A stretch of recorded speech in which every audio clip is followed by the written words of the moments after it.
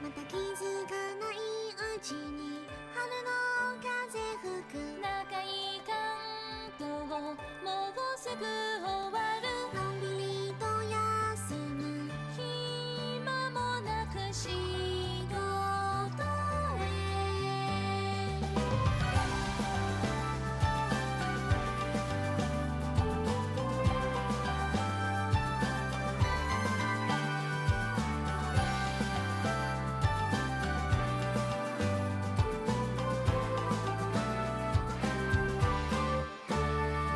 毎日も繰り返し嘆くばかり重ねる日常もう慣れきっただけど月の下つい思うの笑い飛ばすのよ勇気が欲しいと目指すものなんてその日まで何度だって There's a hole in my foot. Kind of hurts. Really hurts, actually. Oh.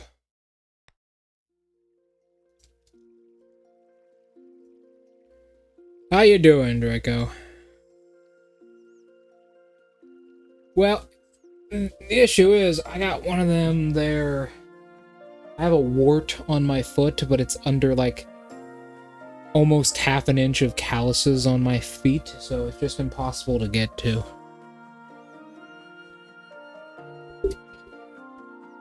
The perks of living and working on a farm. Tell you what.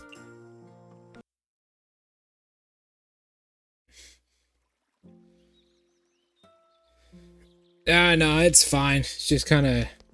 First it's annoying, then it'll hurt, and then it'll go away. It's just a virus. That's all it is. Hey, Draco. You want to talk about something a little bit dumb? You want to talk about someone real dumb? So, remember how D&D in the new 2024 version removed half-breeds in an attempt to make the game less racist, but only achieved making the game more racist? That was something. That was something. I just read a whole article and watched a video about that. I don't know how you can come to that conclusion. I don't know how you can come to that conclusion, man. Like, bro.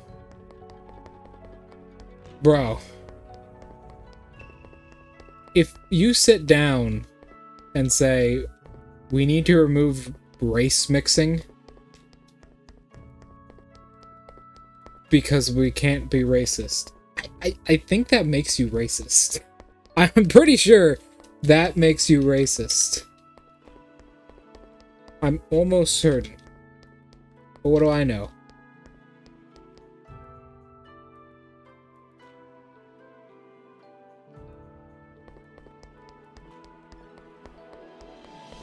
Yeah, you do! I know one. Literally one of my players playing the fucking MHA campaign is mixed. He fucking hates this ruling. He thinks it's stupid as fuck. It's like, why? Why? Ever since Wizards of the Coast was bought by Hasbro, it's like there's no personality in the game anymore. It just it's not real. There's no personality in it because there can't be any personality.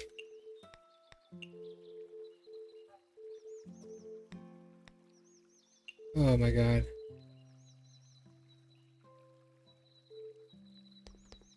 I know, it's crazy. It's crazy to me that this happens. Like, how do you get there? How do you reach that point?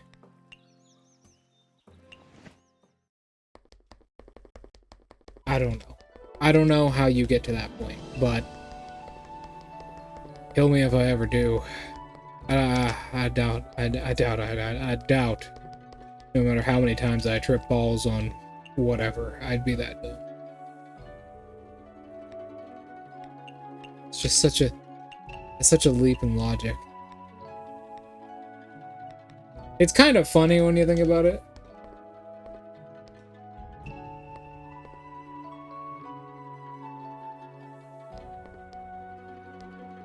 Yeah, that is true. But I think they would, because they want the game to be less racist. You know, usually when you set out to do something, it's not going to work out too well.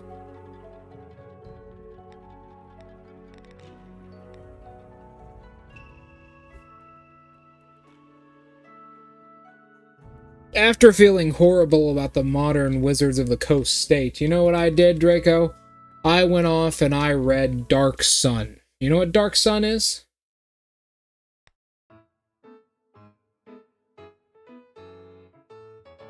Yeah, exactly. It's complete and utter fiction, right? It's just complete fiction. Why is this a problem? If someone, trust me, in your community, if someone's getting tilted about fiction,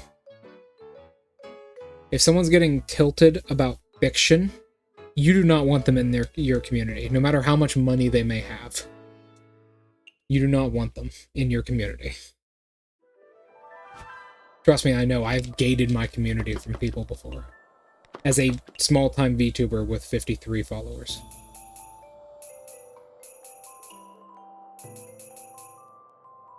Now then. Yeah, I have the Dark Sun book. It's 3rd edition. I have the 3rd edition book.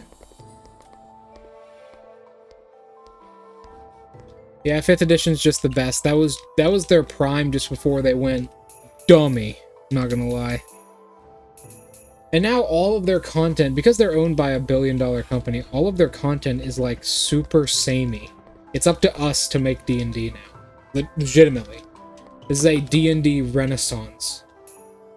It is literally up to us to make it happen.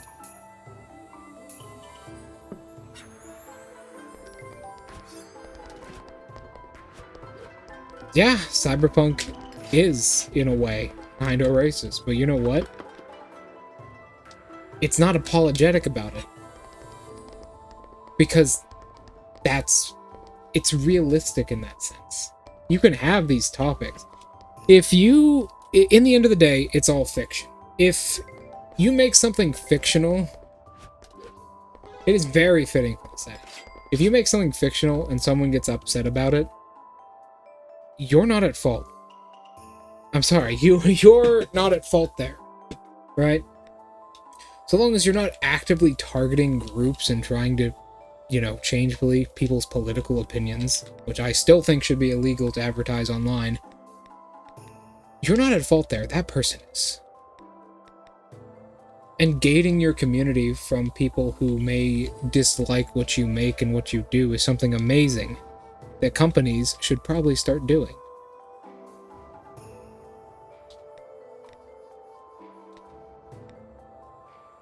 A Chinese version, yeah. Fucking crazy stuff, man.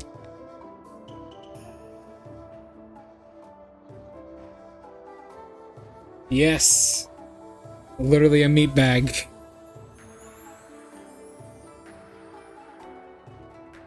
There is like multiple horrifically racist people in that setting, and that is awesome because that's something we don't get the privilege of. We don't get the privilege of seeing different people. And that's sad. It is so sad.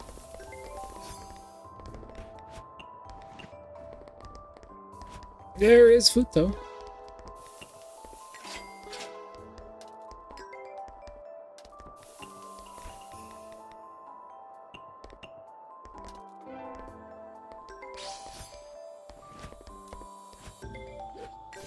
Ugh, but Dark Sun is a lovely refresher back to the time when, you could make a world that was controversial and you wouldn't be horrifically fired by Hasbro for it because you work for Hasbro now. It's a world that's alive.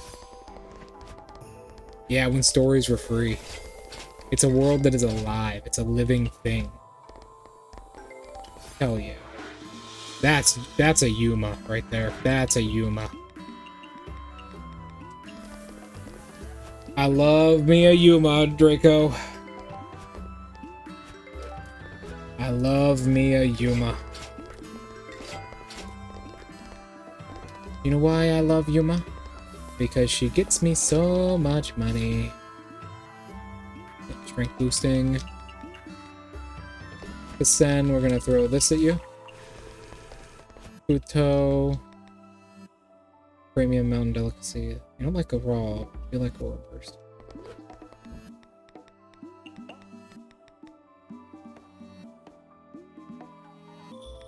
Mountain Delicacy.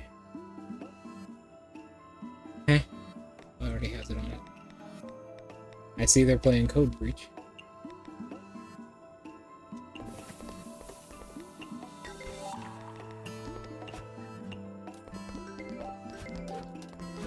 In. Oh, I lost my powers.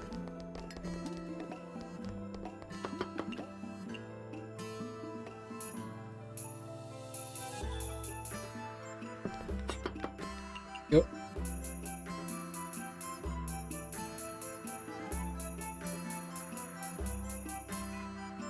Yeah, if you get mad about something like that, I don't think there's any hope for you. I really don't. You need to have, like, some level of self-dignity and control. And people like that have none of them. And people like that have none of it.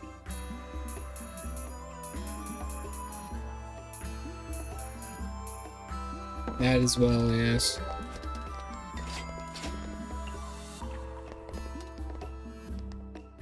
Japanese. We're gonna have a bit of a lineup here, Draco. I hope you're ready for it.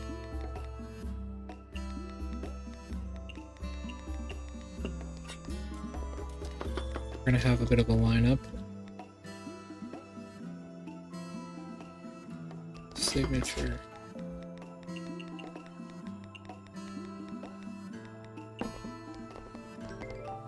Pluto, this is yours. And you want something mild.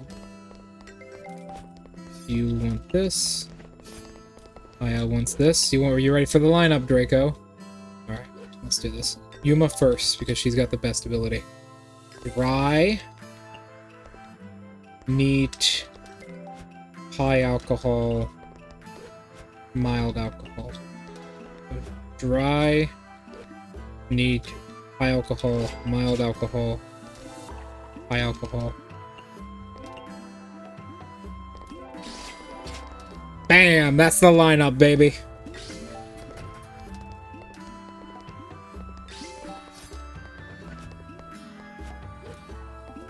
That's the lineup. And now the money comes in.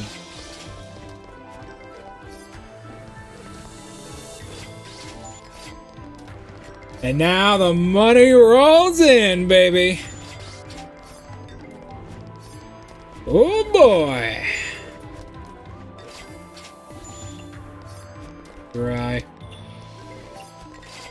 Let's get Tojuko in here.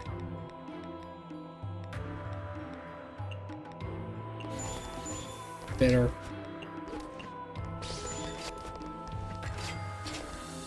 That's the money right there.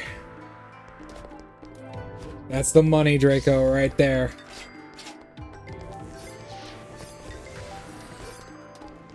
Rake it in, baby, just like hey.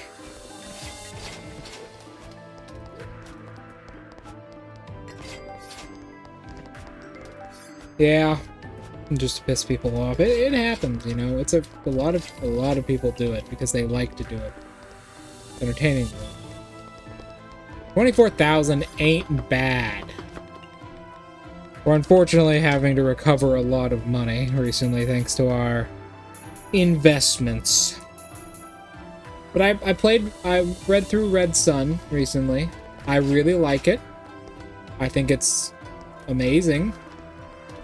It's a post-apocalyptic, brutal D&D world. It pulls no punches on its culture.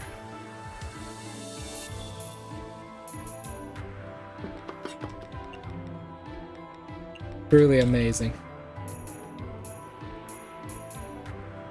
There's going to be an ad in 52 seconds.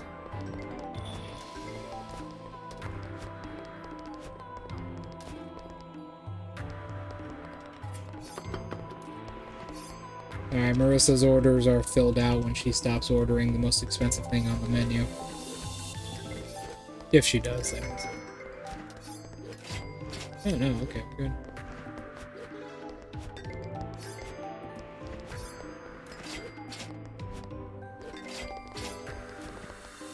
Made us some serious money. There we go. 33,000. Plenty enough for the orphanage. Money is flowing indeed, and keep in mind, we get to pocket all of that. All of that. By the way, Alienware is currently in the lead by a lot, if you were wondering.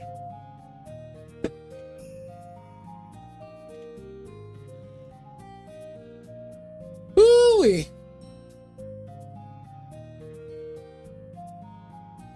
Profit of 17,000. Nice.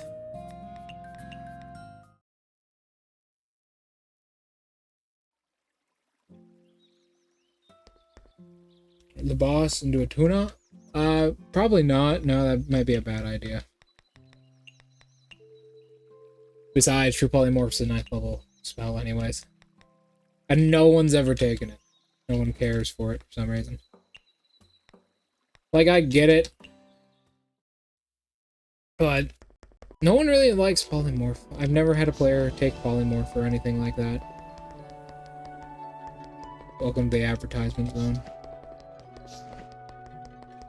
Let's hope Futo has gotten fully futoed. No, not yet. Beth had to the Yokai Temple often.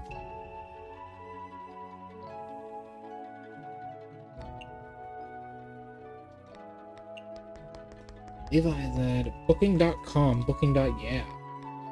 Call it.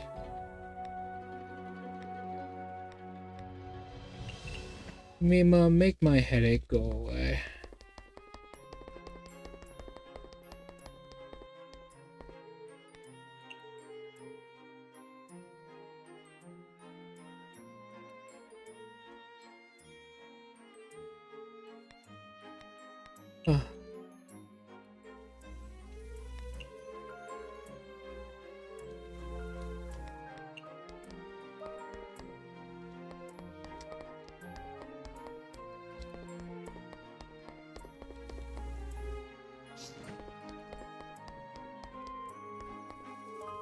Mushrooms are cute.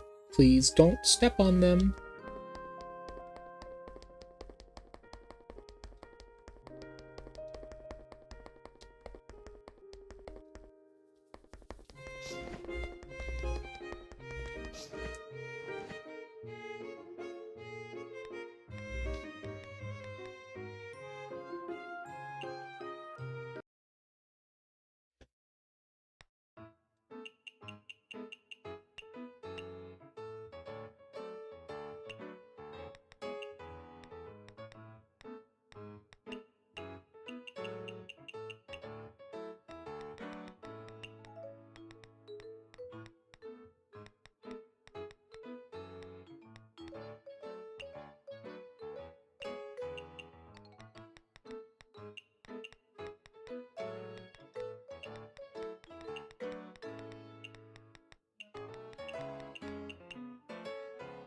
Mm-hmm.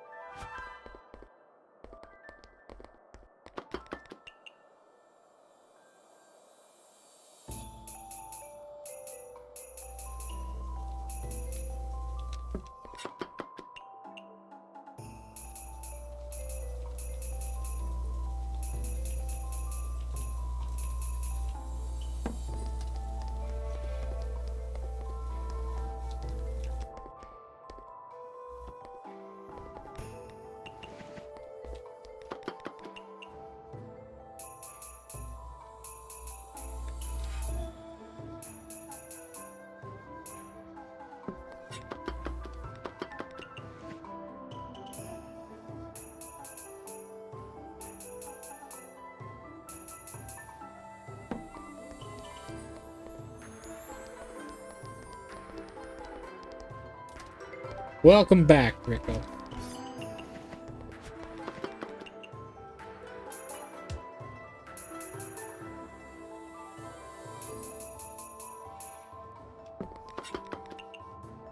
Welcome back.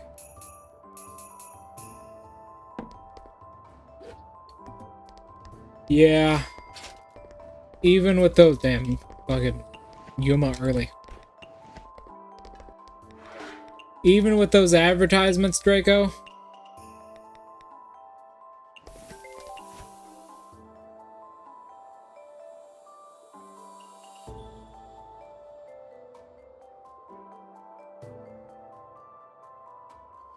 Yeah, that's pretty good. I think of reverse gravity and prismatic wall.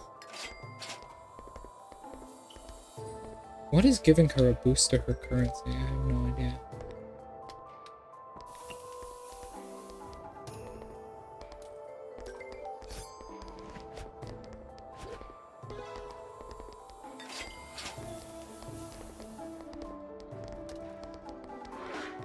I think of reverse gravity and prismatic wall. Those two are really nice together. I pulled that on a party at one point. They were not too pleased. They were not pleased.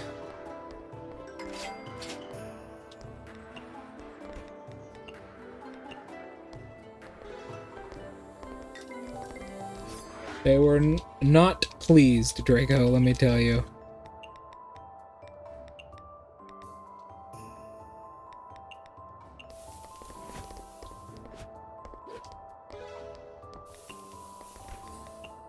Love alcohol.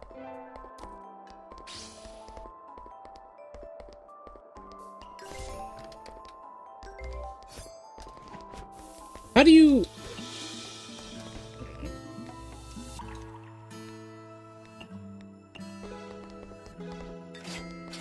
Is she gonna... She's not gone yet, damn. She loves fucking dumplings, man.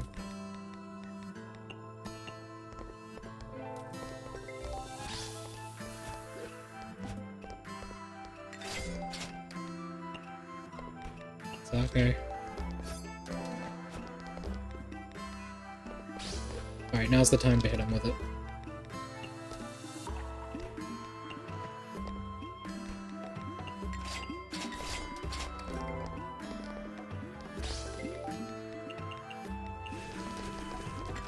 Oh, and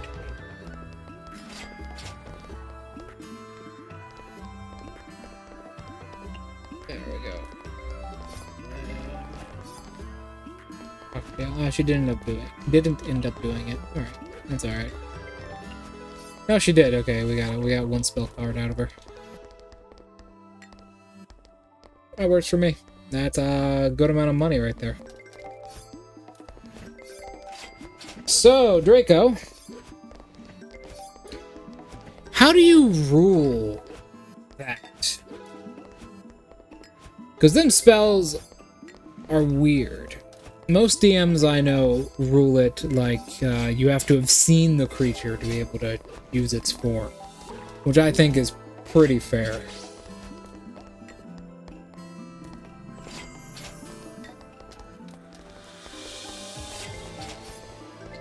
Ugh.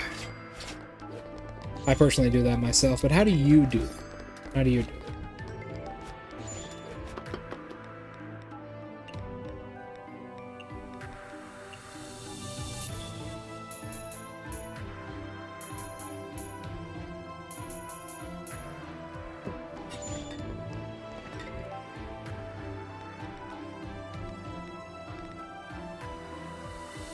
Is that Pluto? Yeah, that's Pluto. Pluto has like weird tastes.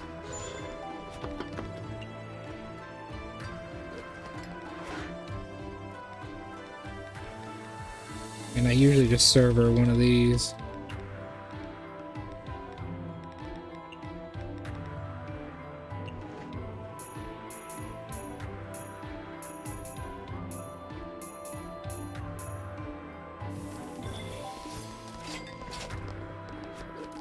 I see, I see, I see.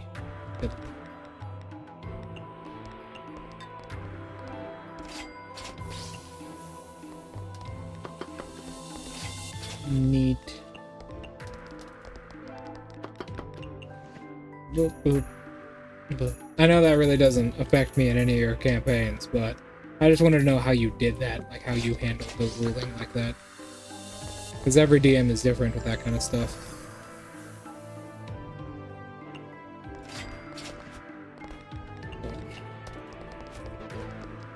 Oh no, you like the other stuff.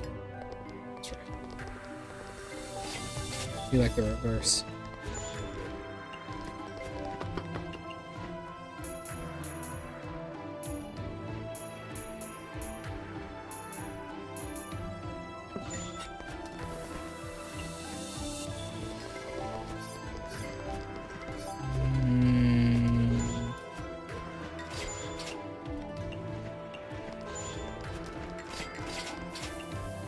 Eatable. There we are. She loves it. I think she's done.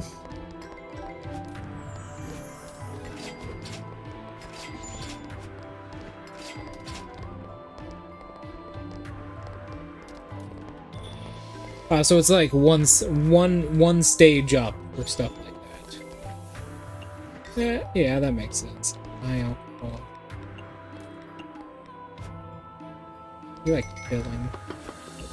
Do you like anything that isn't raw? Raw refreshing.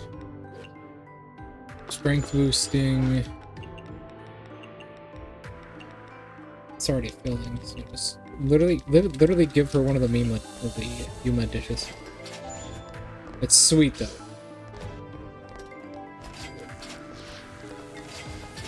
There we are. Another $33,000. I like it.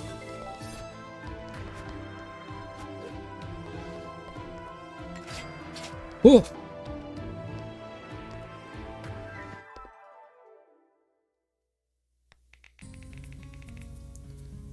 Lot of money. 17,000 again. We're slowly climbing back up to where we were. Popularity is a gust of wind. Sweet foods are no longer popular.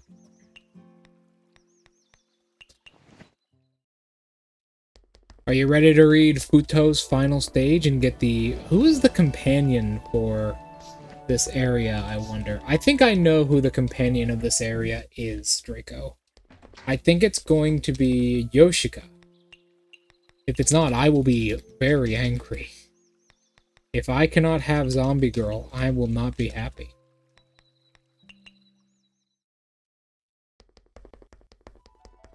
Give me Zombie Girl. God damn it. Hello, Futo. Shopkeeper visits your companions again, I see. See the mix of old and new in you feels pretty surreal. I had thought that I was on par with a modern person. Honestly, I keep thinking keeping some of your more outdated aspects would be better. It's the kind of like your style.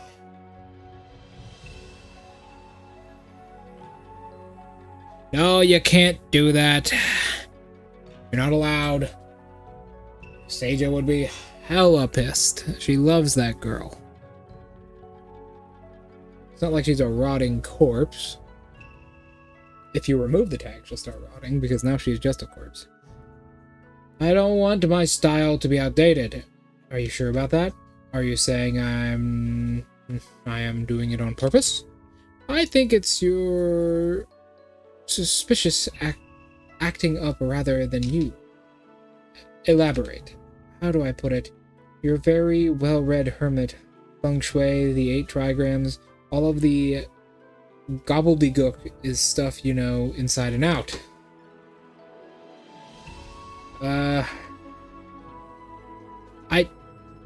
That's an odd conclusion. What the fuck are you talking about, Mystia? You realize this little terror is more... whatever. Eh? It is.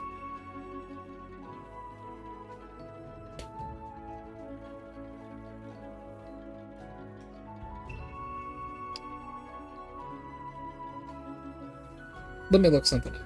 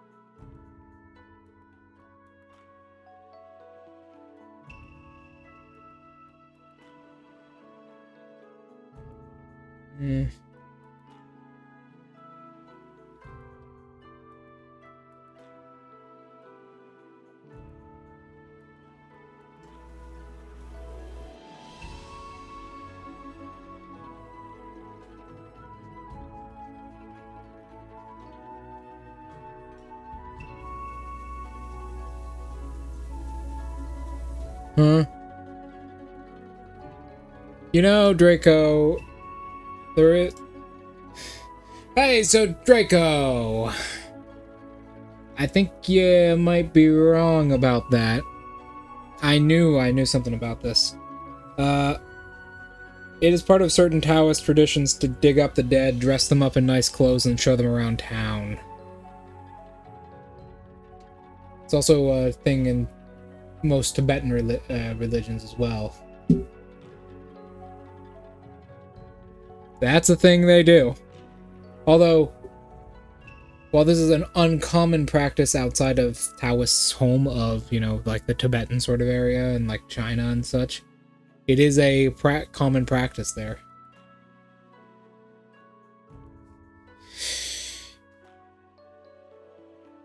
Yeah.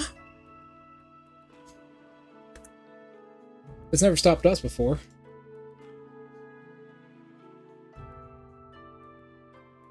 It's like you are a genuine genius or a klutz, two sides of the same coin.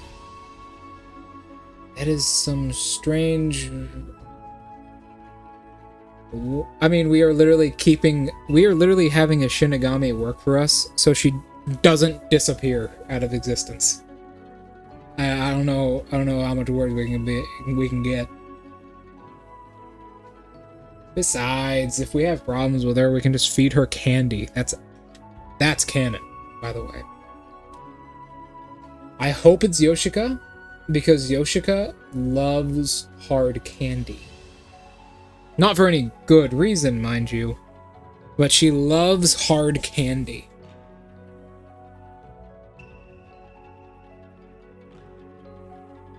Can you guess why she loves hard candy? One's common sense is the hath to challenge. But you've been in Gensokyo for a while too.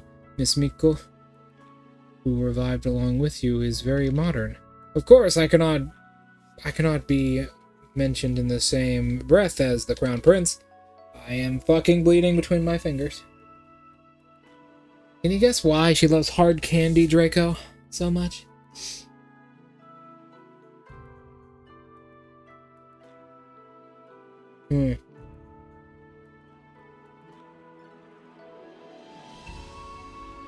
Well, that depends on the world of the undead, right? I say...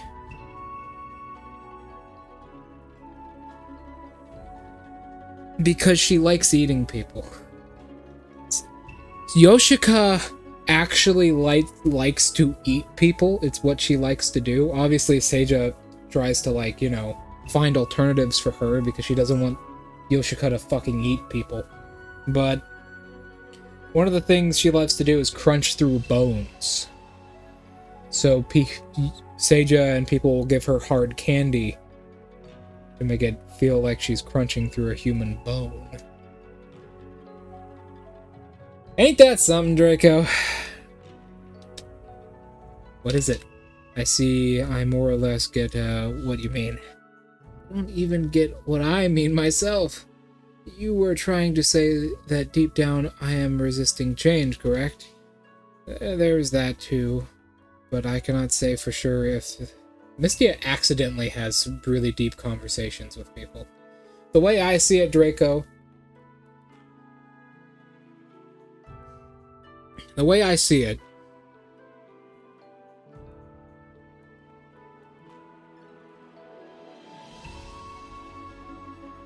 two reasons. First of all, her eating hard candy is adorable, and Seija has said this, and she loves it. Seija loves Yoshika.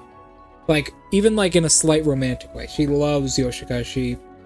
Yoshika brings her a lot of companionship. I mean, we already know she doesn't get that. So Yoshika brings her a lot of companionship. And also, it'd be a bit suspicious if a wicked hermit was buying bones. So she makes her hard candy. She also has like a human, this isn't like confirmed lore, but it's implied that there's a human who makes hard candy in the human village that she will put, like, if Seija needs to go somewhere that Yoshika can't go, she will put Yoshika in the hands of that human because he has hard candy. And because Yoshika is a zombie and doesn't remember everything too well, she always gets to meet that man every single time she goes there. It's like meeting someone over and over again. There's that too. I cannot say for sure if it were true. How do you change your faith? The Mononobe clan worships the old gods of Japan, also known as Shintoism. In my previous life, I did not accept Buddhism, which had spread over the mainland. Instead, I followed Taoist and religion.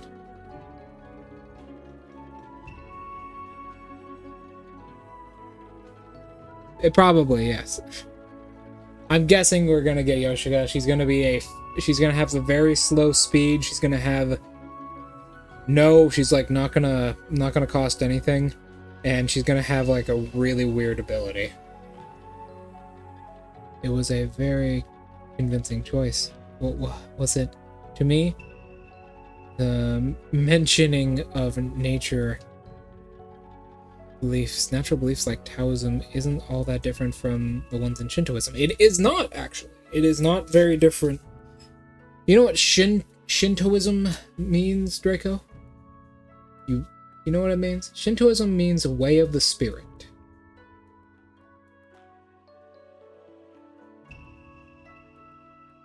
Taoism means way of the Tao.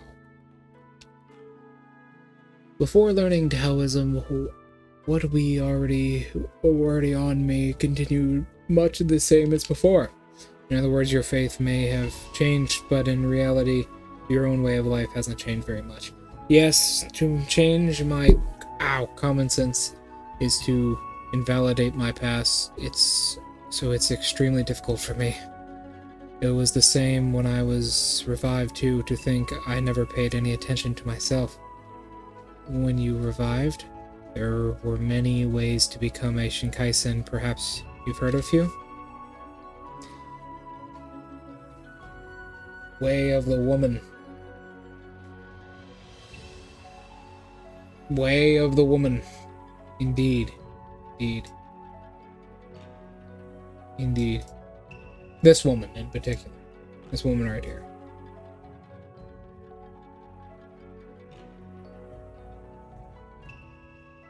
I don't know how I feel about Futo. She's a very unique character. She doesn't fit into like an archetype too well. Even like her pyromaniac side doesn't fit in too well. I think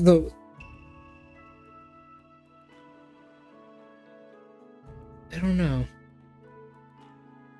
When suitable times come, this object will take our form, and as suitable, our corpse will take this object's form. It's just like making a person appear out of thin air. I knew when I was revived I'd be leaving my own body behind. There was a degree of freedom to what form I could take. But I could not completely say goodbye to myself, so I mostly retained my original look.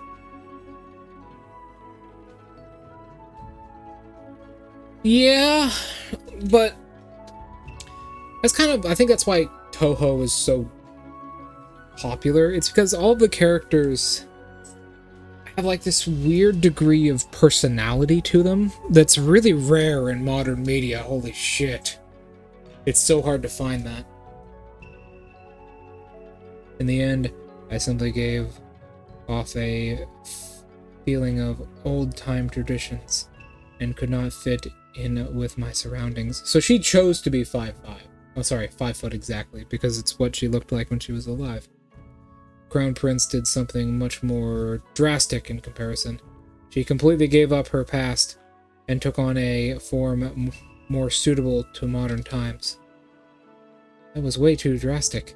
The Crown Prince is always at the forefront of revolution. The courage to risk everything is exactly the Crown Prince's charm. Miko is pretty charming. Miko's weird. Miko is a bit strange. I too understand where my bottleneck lies. Thank you for the enlightening me. Damn, I just enlightened... Am I a hermit? Am I a hermit? I just enlightened 2 ancient hermits. Perhaps simplicity is what they lack in their lives.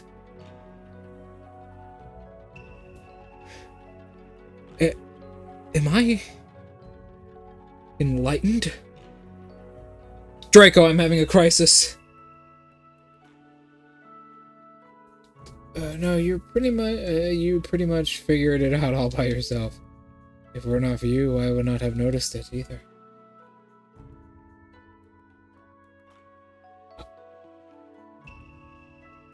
Most of the time, I think Mystia kind of stumbles her way into these situations. Oh, you will? Yeah. Yeah.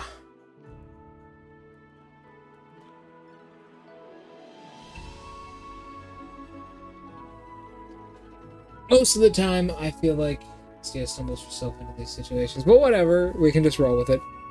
All according to Kiyakaku. If I were not for you, I would not have noticed it either. Hindsight is 20/20, as they say. I suppose I will have to interact more with new things in Gensokyo and change my mind from the ground up. That's good. That's good too. Speaking of, when you say new things in Gensokyo, my concert counts too, right? Concert? Yeah, me and Kyoko formed a band. Oh god, I can never say this.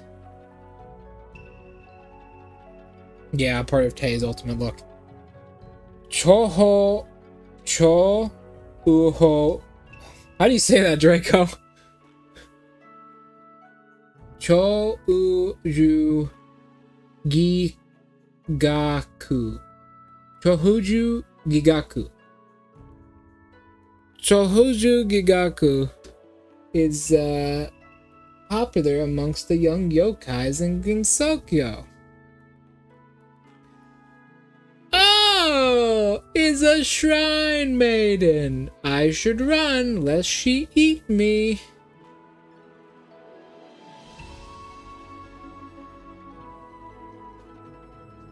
Yeah, because so cho is one thing. Cho-u-ju,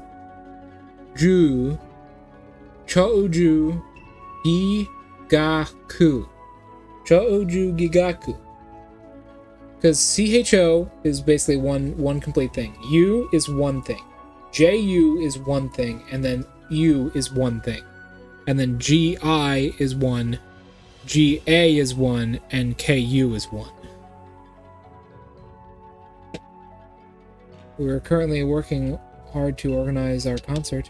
Humans, yokai, phantoms, fairies, hermits, anyone of any race can gather at this miraculous concert. If this were the past, I would scoff at the enjoying my time together with yokai. Gensokyo is a wonderful place. I slowly realized, as one who stays here I may not be all that different from the yokai. In that case, I shall use this concert as my first stop towards conquering myself. It'll be a pleasure. I'll prepare a VIP seat for you. Much appreciated. Thinking about it, you have always been helping and taking care of me. Not really. I've learned a lot about you too. A lot from you too. That was your own talent. I should not only receive... Ah, God. Ugh. I shall also give as well. Then I will dine in your shop. While I was dining in your shop, I noticed your grill's firepower was not very balanced. What? Oh, wait. Ah, Draco, he's here. We gotta run. Draco. I hear him in the distance. I hear him in the distance. It's... I think Hank Hill is coming. No! He's here! God, he looks like a fucking mushroom! Ugh.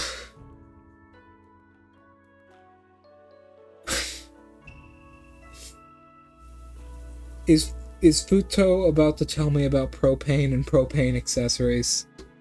Please, Futo, don't do this to me. The grill is pretty new. How did it break that quickly? It is not broken, merely the drawbacks in the design of a... No! No! No! No! No! Don't do this to me, Futo! Please don't tell me about propane and propane accessories! No!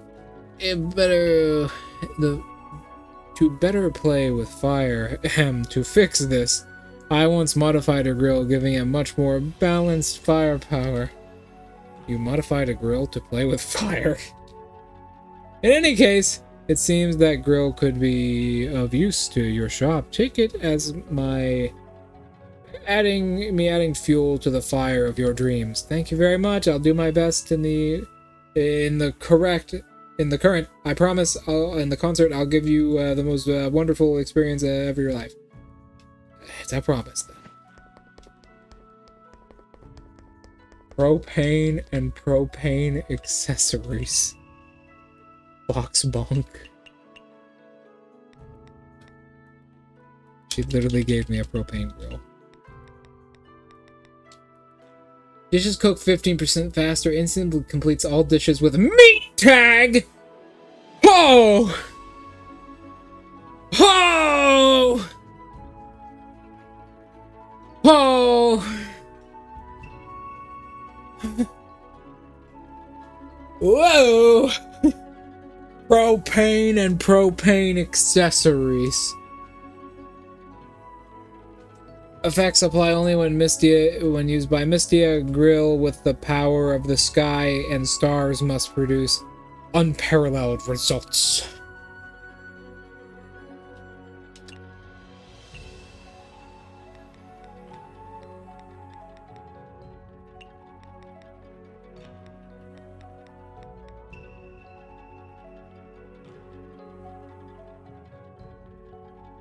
That is propane power. God damn, that is crazy stuff. Instantly finishes all dishes with the meat tag. Wow.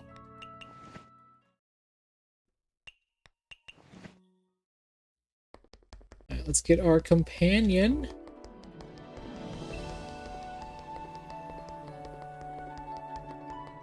Do we not get them yet? No. No, we don't get them yet. Damn. I probably have to go talk to Mommy Zoe. Propane and propane accessories. Seems like you made more friends you can talk to. How did you know? The Hakare Grand Festival inches closer by the day. Chop chop now. Quit rushing me. I don't have any ulterior motives for befriending them, okay? Best of both worlds. What's not to like? Don't sweat the details. Your motivations are pure, nothing you need to feel sorry about.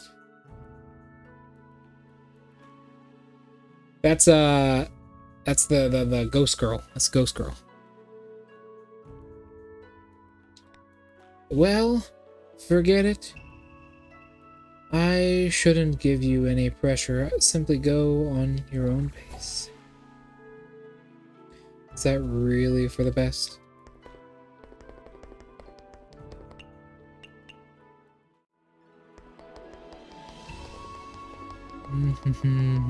Maybe I need you to come back tomorrow.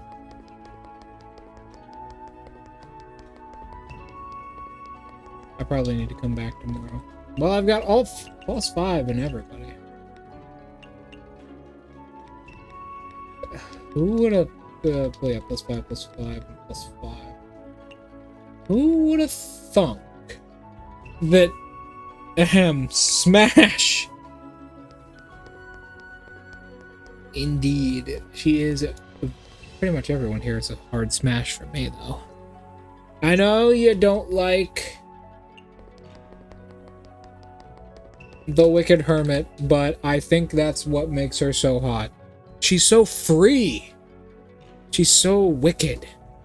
She knows what life is really about, you know? Have you met my cute subordinate? Oh dear, I've met my match this time. Who doesn't love someone who just grabs life by the horns and takes it for what she wants?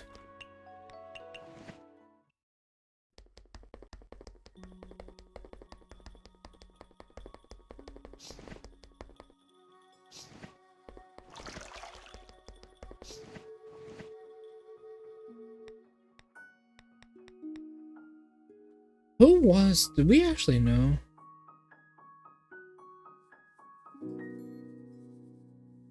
Actually, do we know who is?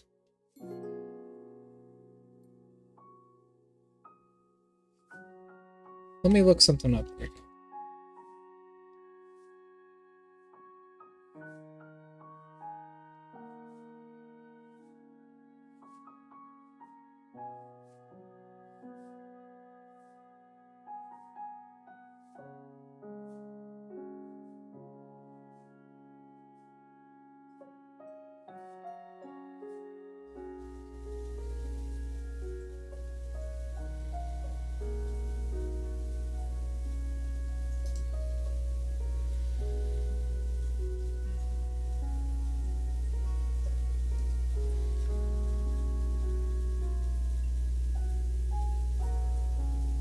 Ah.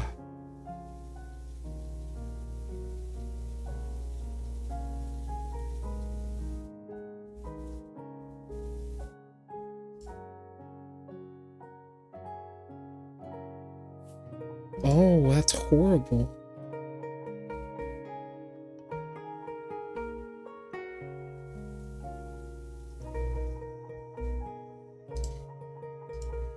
Well, that's fucking awful. Damn, that's really sad. I think I get her now.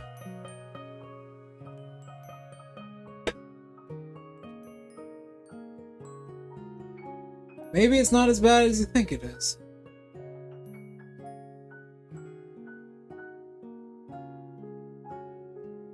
I wanted to look up. So here's the story. I wanted to know who was Yoshika when she was alive, right? So the story goes like this. Yoshika, when she was alive, was a noblewoman from China. She was an excellent reader and an excellent writer. She was a poet. She was a poet who fell in love with an oni.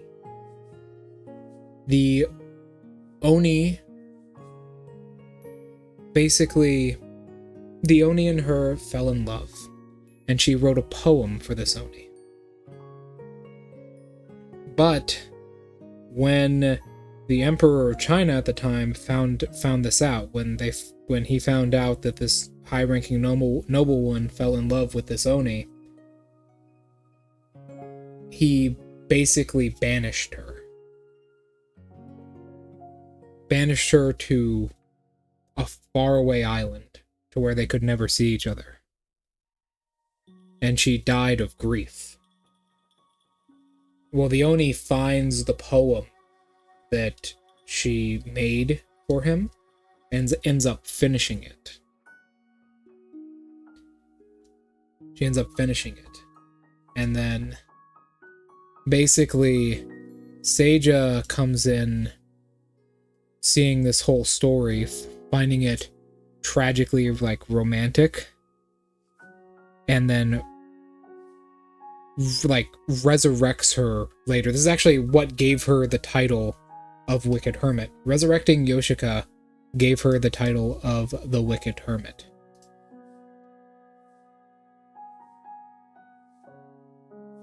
She ends up resurrecting her and basically trying to... So, here, the full story's here.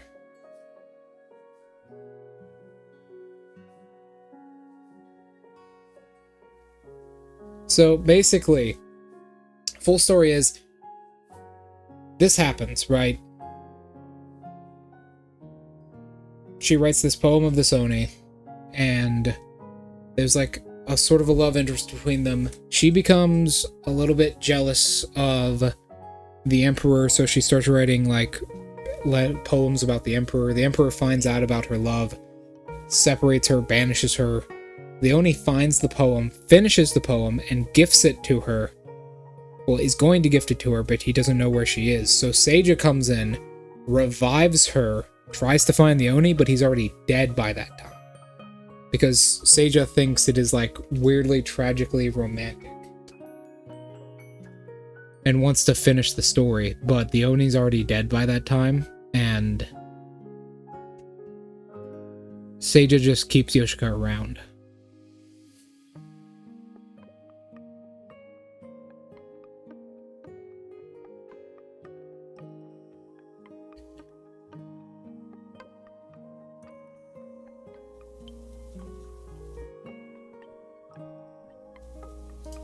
That's a odd story. It is theorized that perhaps... So Seija is a wicked hermit, right? It is theorized that perhaps Yoshika's wish to Seija was to get, like, to meet that Oni one more time.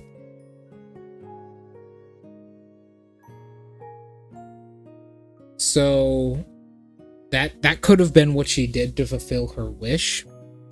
But it is unknown, like, Seija's connection in this story is only at the end. And it's not known why she did it. Right? Because I mean, that's a taboo, right? There's a reason she is called the Wicked Hermit. It's because that's... In Taoism, that kind of magic in this world is like a big no-no. It's like, you'll be ostracized for it. But she still did it anyways. For a good reason, for a bad reason. Who knows?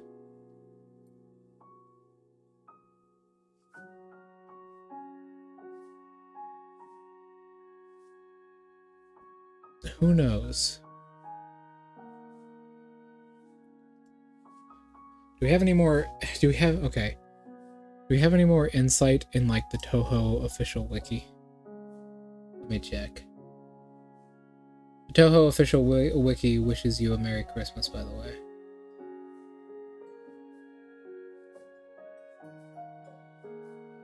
No.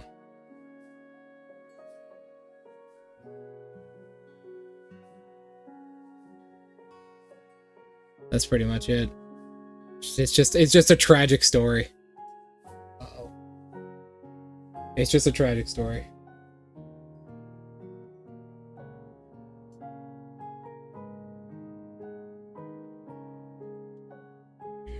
Yeah, it's unfortunate.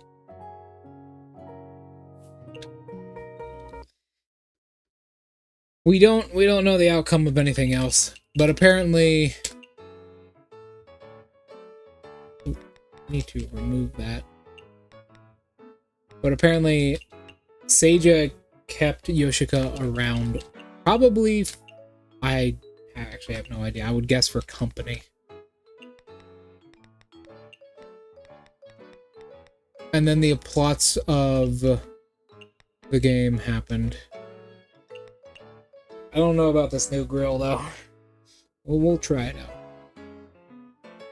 It's such a weird thing. Huh. That's an odd story. I did not think that was that deep of a story. Why would she do that, I wonder? How done is this task?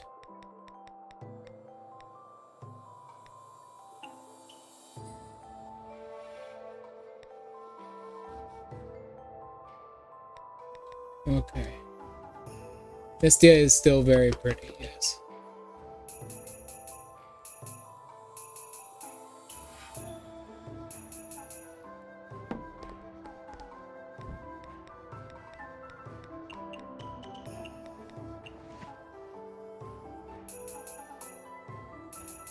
Just in case Orin stops by.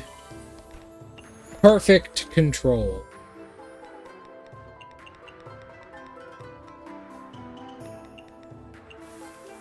Perfect control.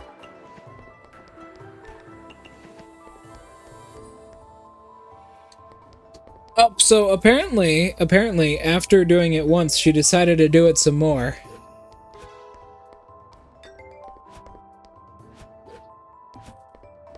I suppose, I also get, like, if you like the story, like, if you're watching this happen, and you're someone who can, like, you're someone who enjoys, like, romantic tragedies, and you see a romantic tragedy like that happen in front of you in real life, and you're like, well, you know what, I can do something about this, I might as well give this like, a semi-happy ending.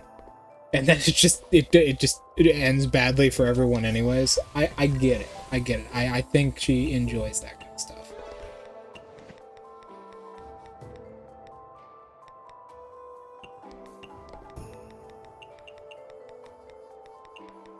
Actually, is there an insight in why she did it on her Wikipedia page?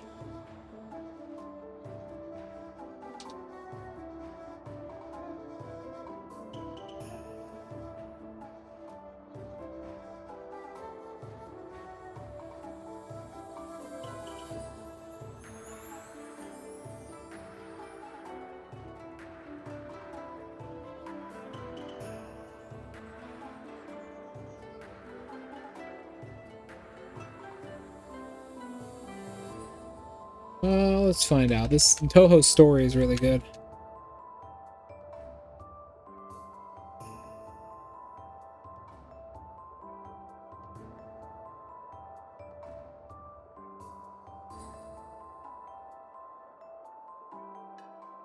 Oh, okay.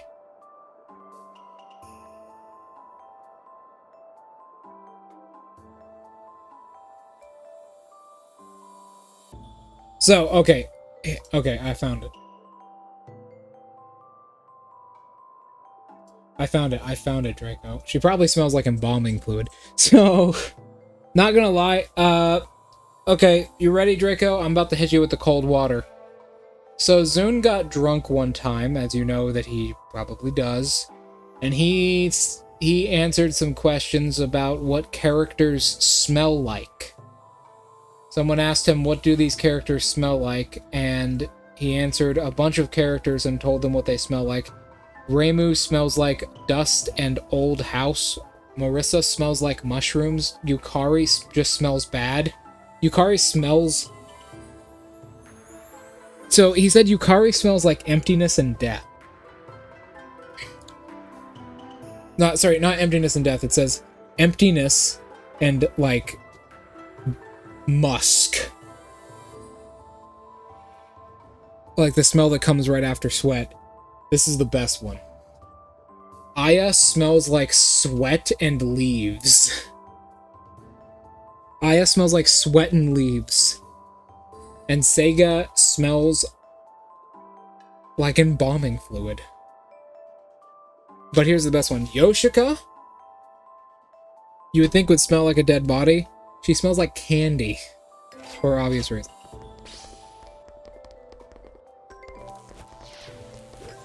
That's pretty. She smells like embalming fluid. Have you ever smelled embalming fluid before, Draco? That... Well, we know that Aya, like, rushes around everywhere and does stuff, so it makes some kind of sense. She smells like... Yeah, it's devastating. It'll give you a fucking headache. Futo... Do you like filling, Futo? Like premium elixirs.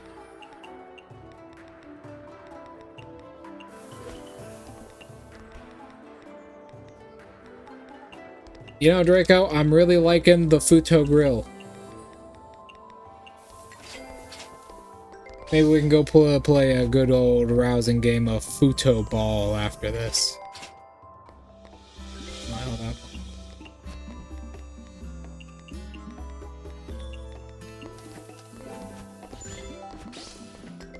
You wanna go play some Futo Ball?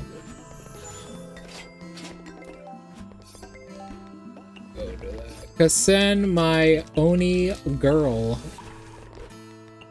Not so Oni is this Oni. Fuck, my magical powers. Speaking of the girl who smells like embalming fluid.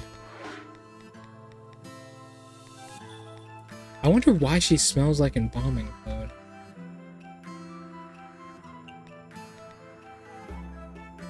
Because...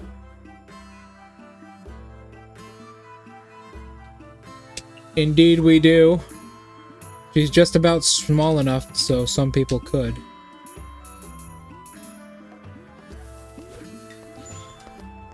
So Draco, let me tell you about another Touhou fan game. There's a Touhou fan game called In Miko We Trust, where Miko and like the Taoist group of people we're interacting with right now, they become 6 feet. Well, she's a foot and 3 inches tall, shorter than you, so yeah, you could probably use her as a ball. Not gonna lie, man, you could probably do it. Oh,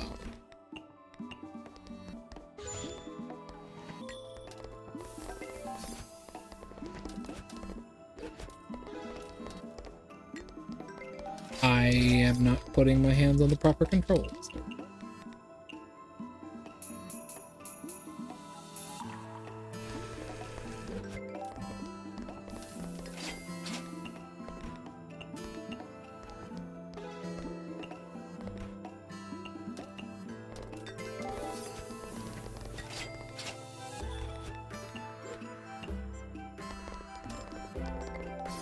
It's lovely. Don't I kick the goddamn baby. Oh, no. What the fuck? She's got big ears, man. Her ears are fucking huge. Look at them.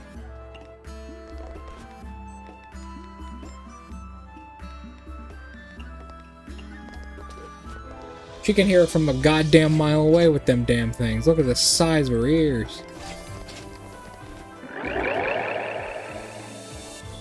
And of course he comes in directly afterwards. But what happened to that man's neck? I don't know what happened to him. Something happened to his neck and I don't want to know.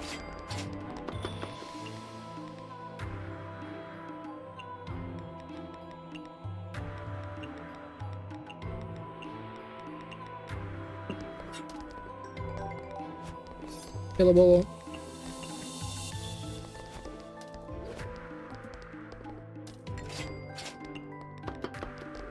Honestly, is there any dishes on the grill that I can make?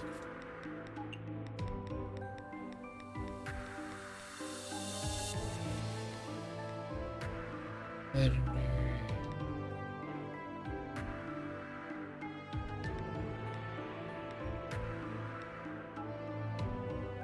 Can't be good with alcohol. That can work.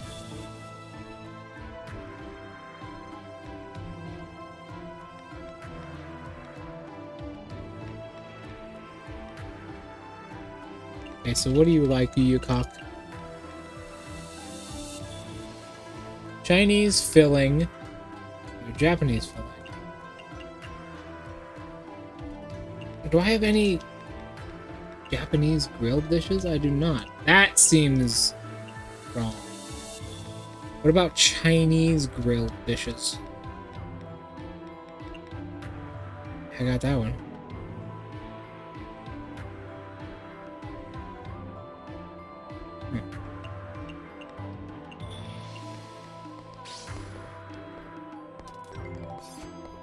Huh?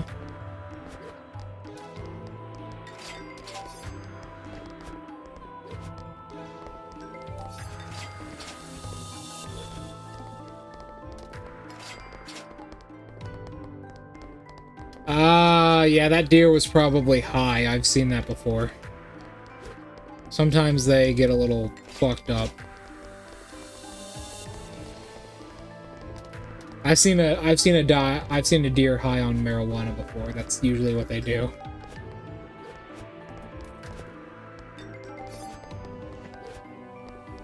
That deer was probably baked.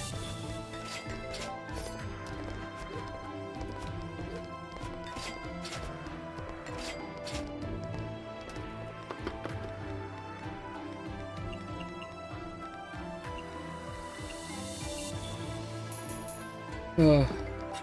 They fucking do that shit, man. Deer are fucking... First of all, they're disgusting animals. Holy shit. They are disgusting, dirty animals. And I can't believe people eat them.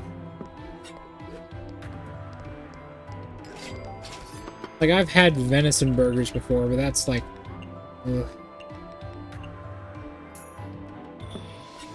Disgusting. And second of all, yeah, that deer is probably high. No, you're not gonna lie.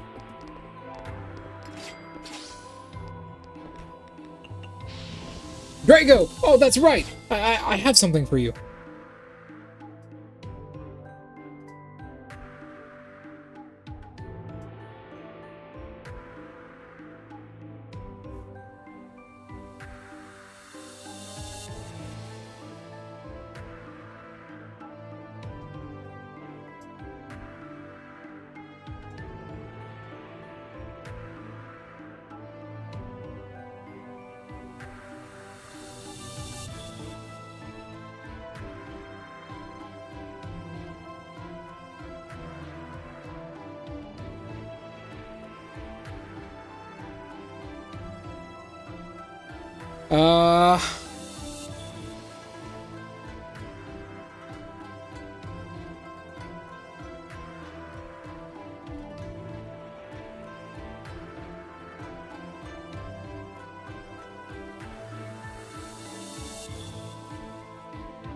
Hold on, Draco, I just sent a very interesting message.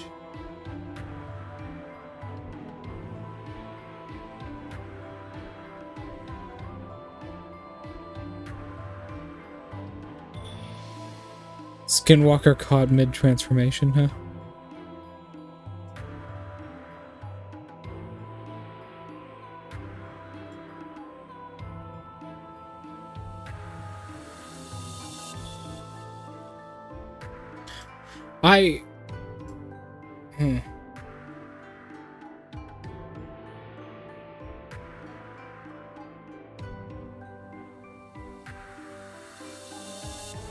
Huh?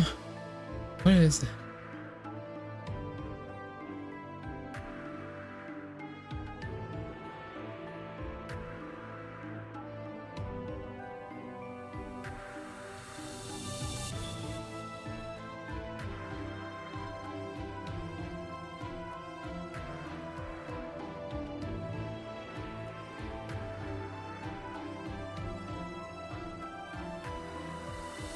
What?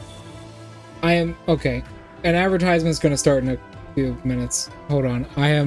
I was given a picture. I was literally given a picture and someone told me, hey, what's this?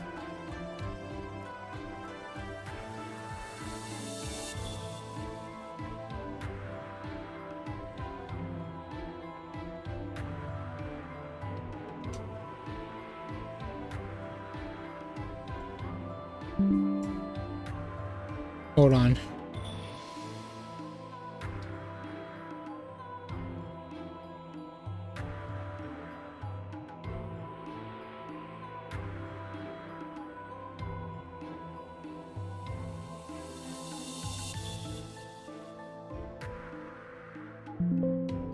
What the fuck is this thing?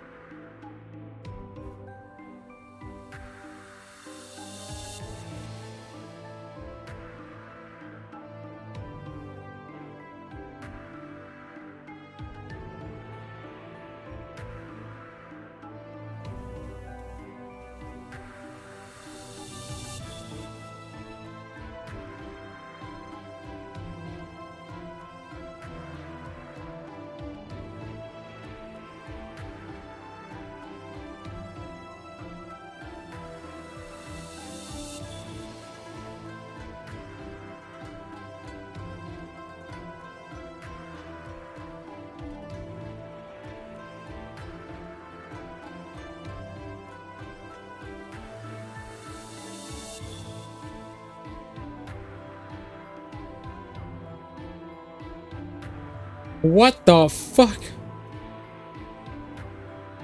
Also, let me watch this video you gave me now that you're in advertisement land.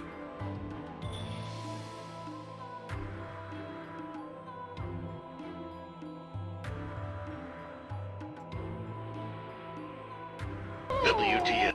I see.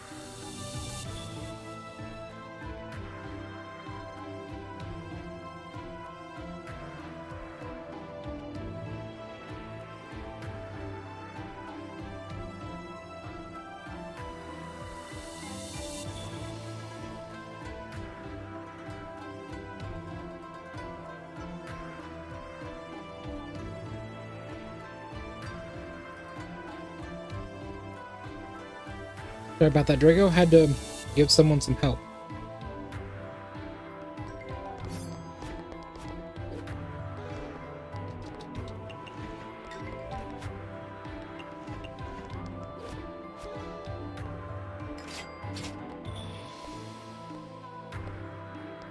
I had to give somebody some help.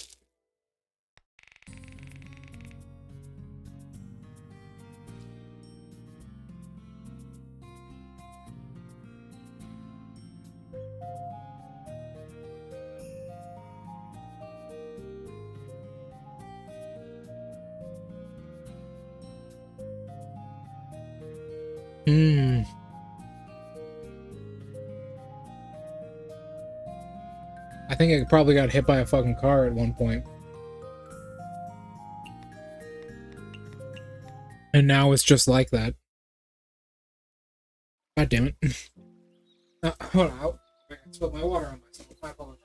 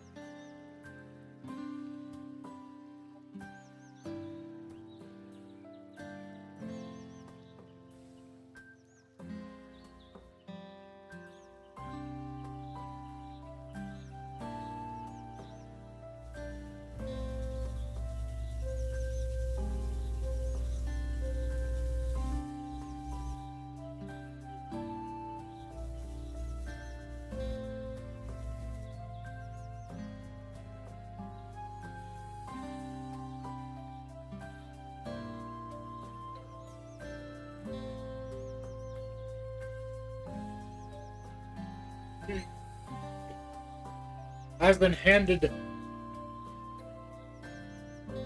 chips and dip as a snack. Let me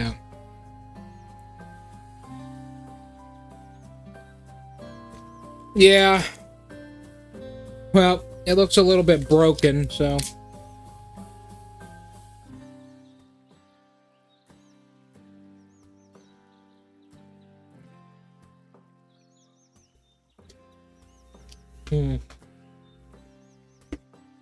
How does a deer live like that?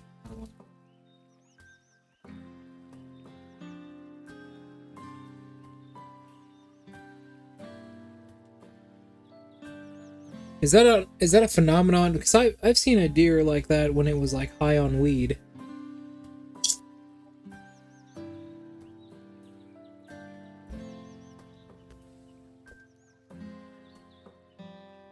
Draco, do you know what a grow goer is?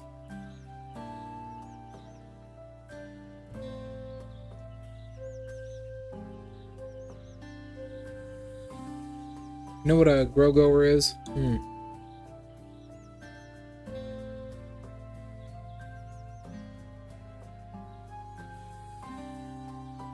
So, a grow goer is basically someone who grows weed. They'll have like potted marijuana plants. And they will grow it in specific areas and then pick up the plants and then go somewhere else so they don't get caught.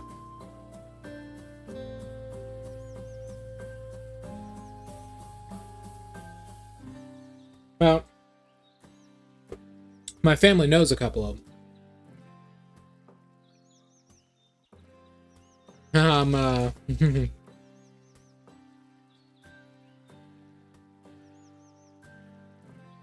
One of them, let's call him Tyler.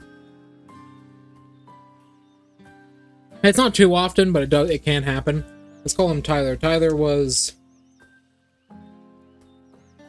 growing and going on a piece of property we owned, and he got back. We were sitting on the back porch, and he was gonna go retrieve his crap. When he got back, he said that an animal had gotten into it. A couple minutes later, we see a deer. It had its head like all the way down and to the side, and it was like running real funny, and it was completely alone. It was a lone buck. It was like running around in a circle in our field for a while.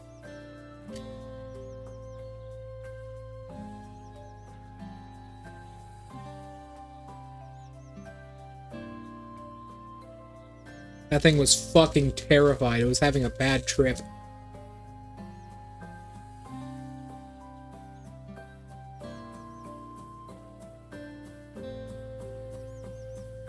It was having a real bad trip. It was going around. It was like that for fucking 2 hours probably.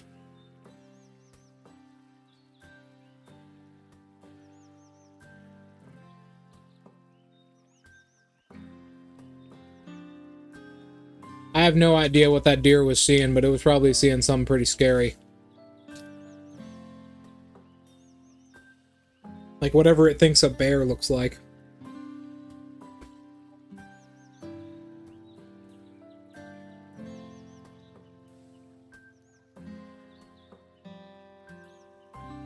But keep in mind. Oh, a bot.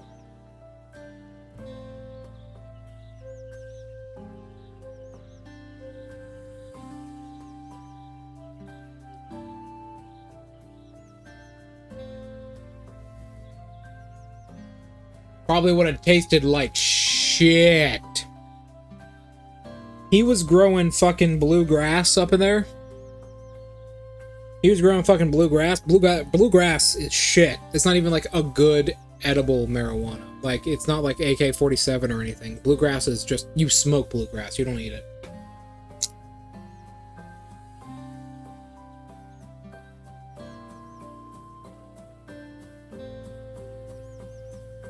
It tastes awful.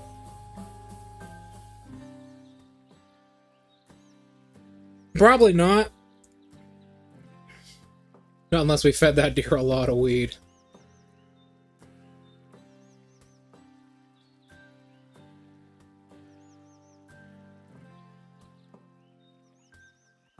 There wouldn't have been enough.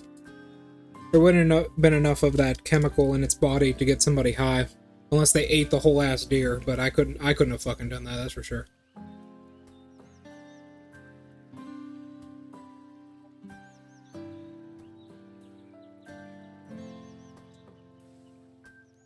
Now, if we gave that deer more weed,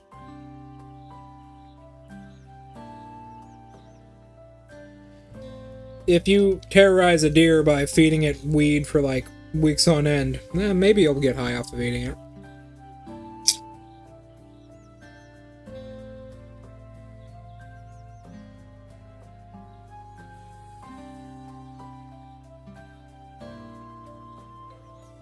Although I'm pretty sure that deer would probably be a fucking tweaker by then.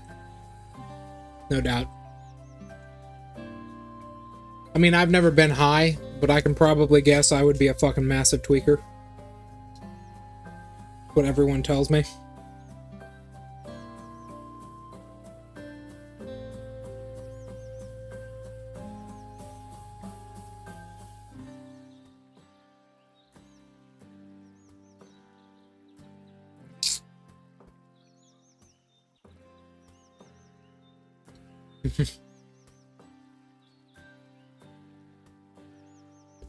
All right, Draco.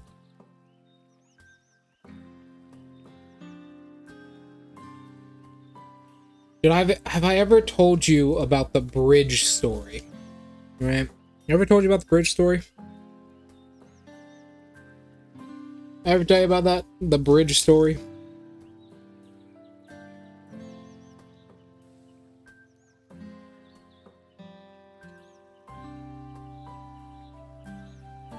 Really? I don't know what happened to that fucking deer then, man.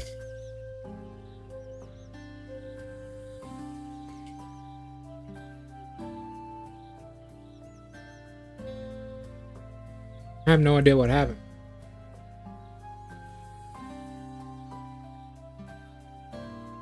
Because we all thought it was just probably mushrooms. That could have been it too. Because we all thought it was just the fucking animal that got into his fucking supply and got fucked up off of it.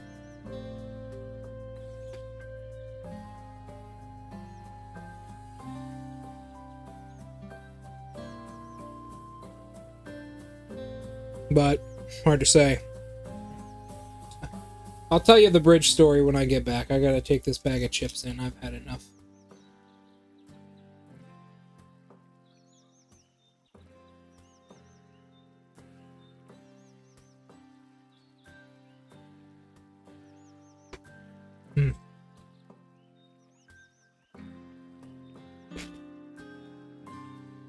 It's a short snack break, you know?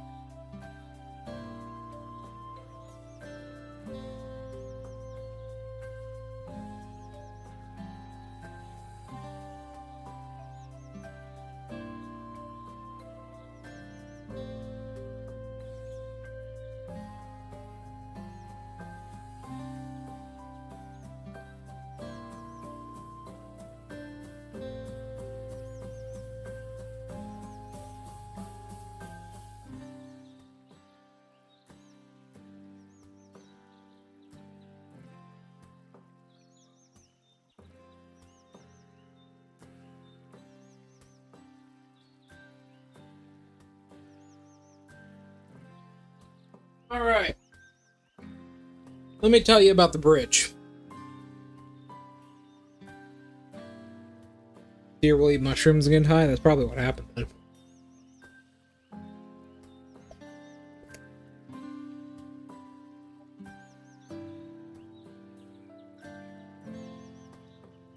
I wonder what animal got into his stash then. Probably another deer.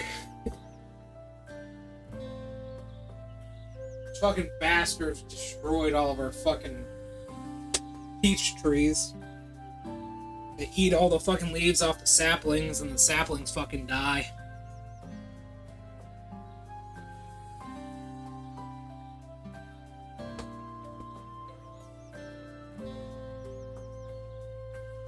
Alright, so here's what's up.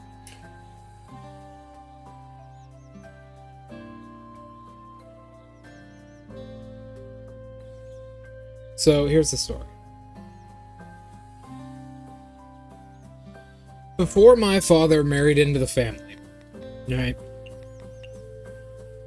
When he was young, he was a bit of a druggie. I say a bit, he was a pretty hard druggie.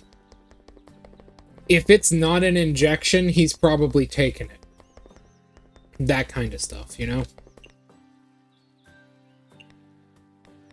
You know what? I respect him for it. You gotta try everything once, you know? But, squirrels, they'll get into weed? I did not know that.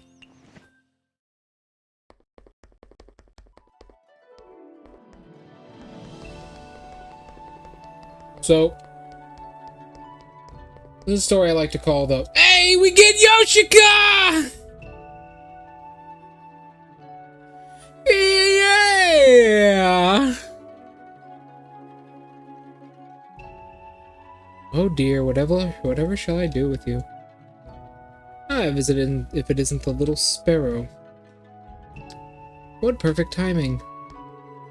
Is something troubling you, Miss Seija? This cute subordinate of mine originally guarded the mausoleum of Horace, but now it's been moved to Senkai. She doesn't have to guard it anymore. In that case, what sort of work should I assign her?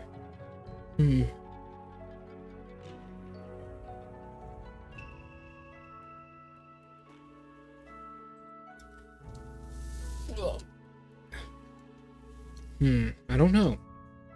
Mr. Brenner, wait. When you said perfect timing, could you mean correct? If I have my subordinate work at your shop, it could be a win-win. Mind asking me what I think? No worries, you won't lose out. This subordinate of mine only follows two orders. She has endless strength and absolutely won't cause trouble. Most importantly, she requires no salary, only something to eat. Really? Oh yeah, she does that. You won't find an outstanding worker like her anywhere else. Well, alright. If it's a win-win, so I have no reason to refuse. Then will you introduce me to this cute subordinate of yours? What are you talking about? She's right here. Right here? Where?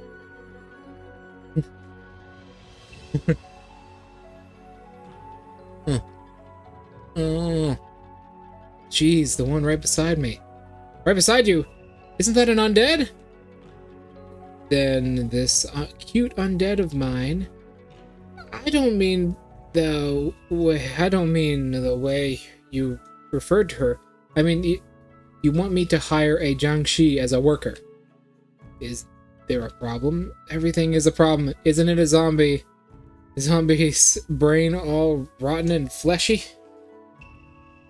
Don't worry, I'll give her an appropriate work spell. She'll faithfully complete everything.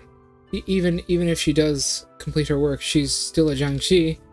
A yokai can run an izakaya. What's wrong with a Jiangshi working in one? Well, Jiangshi have feelings too. If you keep denying her like this, she'll be very sad. That is true. She does actually have feelings. Will they? Yoshika! Oh my god! She's so cute! Look at her! She's not blue, which is crazy. Most people draw her as like pale or blue. She's so cute. She's so cute. Look at her face. Look at her. Yoshika is sad. See? So that's why you called a wicked hermit going around manipulating corpses and such. Oh dear. Is the noble izakaya owner going back on her word? I'm not. Yoshika is sad. Very sad. Don't worry, Yoshika is a good, capable, and loyal girl. I wouldn't just pay lip service. Fine. I'll let her try then. Great, Yoshika. You don't have to go hungry anymore. Yoshika is hungry. Oh my god. She's so cute. Okay, you can work. Yoshika hungry. Yeah, apparently Jiangshi do need to eat things. Mostly flesh and meat. Yoshika is hungry. Is this really okay? Izakaya, lots of food, master says. Huh. A lot of Jiangshi. Yoshika is sad. Yoshika.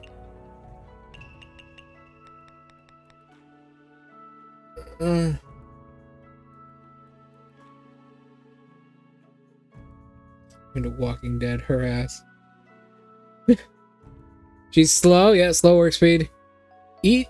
Eats dark matter. Speed increases by 20% for each dark matter eaten, up to a maximum of 200%. What?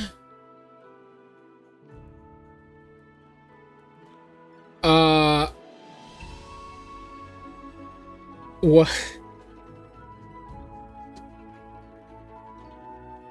It's not, but it sounds fucking hilarious.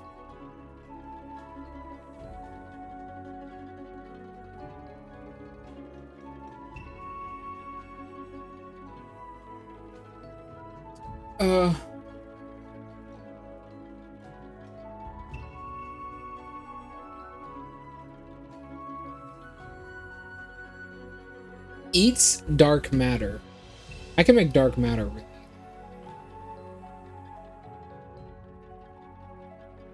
Yoshika is sad. Look at how happy she is. Doody doody doo. A Jiangshi who was controlled by a wicked hermit after death. An anti-decomposition spell has been placed on her so she won't rot anymore, and it will rot away. Her personality is unknown. I don't suppose she has a sense of self anymore. Often... Oh. I see. Recites incomprehensible words, but she works hard. She eats a lot, though. That's an interesting one, Draco. Huh. Yoshika is sad. Yoshika is sad. Very sad. Oh, poor Yoshika. She's sad. My Yoshika is very obedient. I'm sure she'll give quite a shock.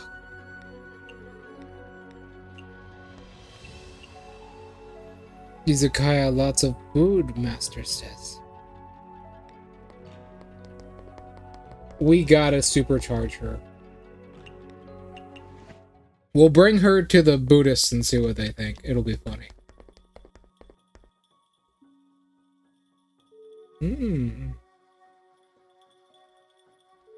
Exactly what is the tournament going to be like? Some parts are still a mystery, but we can almost be certain it'll be in teams. In teams? Each person can only challenge one area, right? Indeed, you're right. You and Kyoko are both Yokai Trail's trump cards.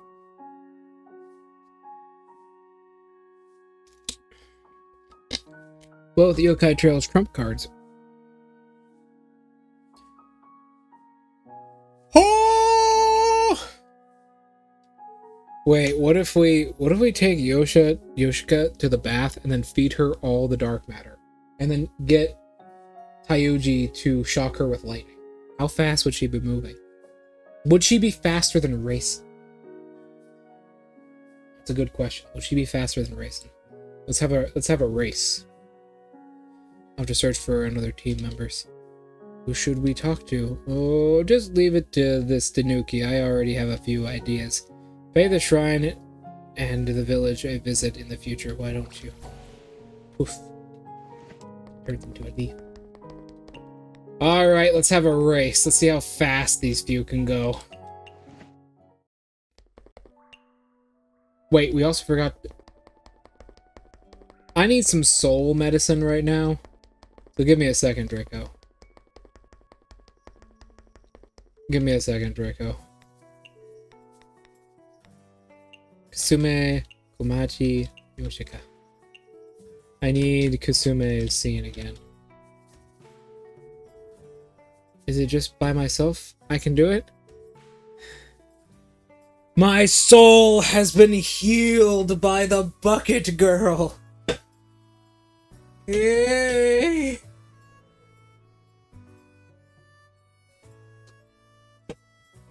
It really is just me. Awesome. A little bucket row, row, row. Today I'm the captain of the ship. My ship makes me captain. Take... you take the shore party. I'll stay with my ship. La la la la la, full speed ahead. Let's go. To think working with the boss would net me such benefits. Don't mind if I do. That's Christ!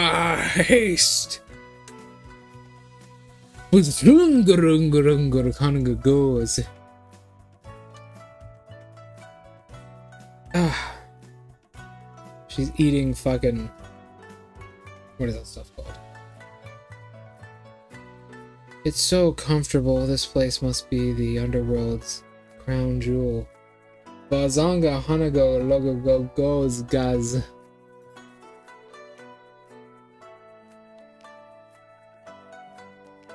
Yep, that sure is. The crown jewel. Speaking of which, didn't the surface also open a hot spring? A few hot springs as well. Thanks for the geysers. Maybe I'll sneak out and try them sometimes.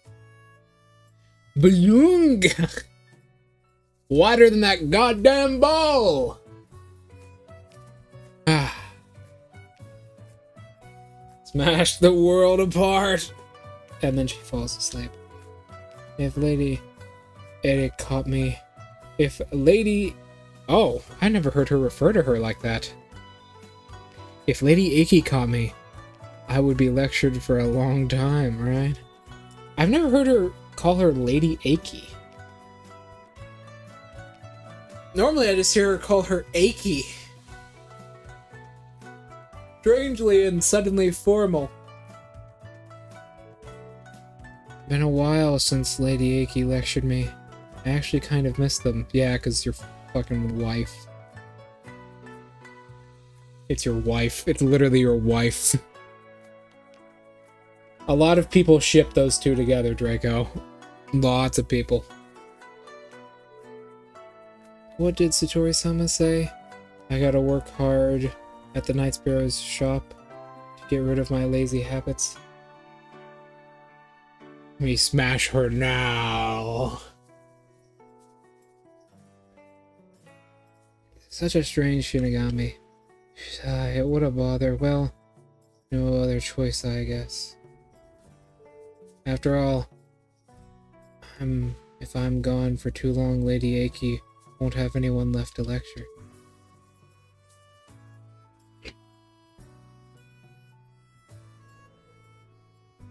Why are you scared? Bro, it was a truck passing by the road, man. Why are you scared? Ah. She is very busty in canon as well. She's one of our largest ladies. How noble of me. I mean, someone's ought to put their head on the chopping block, right? How noble of me. Well, I'm getting sleepy. Rare moments like this should be spent with a clear mind. On cloud nine. Water, I'll drown. No, I'll drown. Hot spring won't die. Look at her, she's so cute. Oh, it's been washed away. The waves wash the old moss hair. What? Here. Next is... I know, Jiangxi are forever. What? Thanks, I'll work twice as hard to repay you. The water was too close. I think I'd fall asleep in the hot spring. Even death itself is almost scared to die. Thanks to that, I don't feel sleepy at all now. I've drunk too much hot spring water. My stomach's all warm up. I can eat so much more today. That is a very old term she just referred to.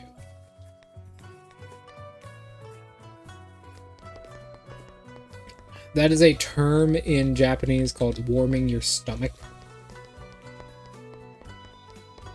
They say warming up your stomach with like something hot allows you to eat more. You know, we'll see. We are a hermit after all, right? Alright, let's see how fast she can really go.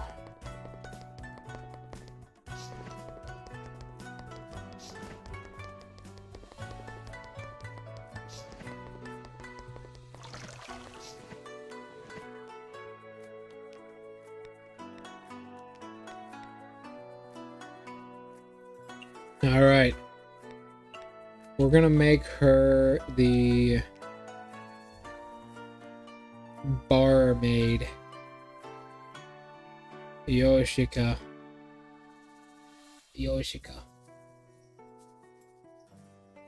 Let's see how fast she can go.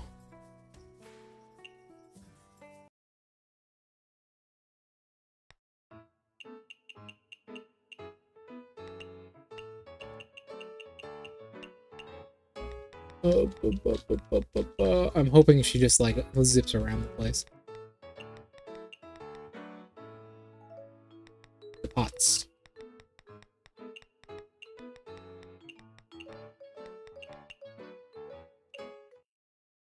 Oh, let's see.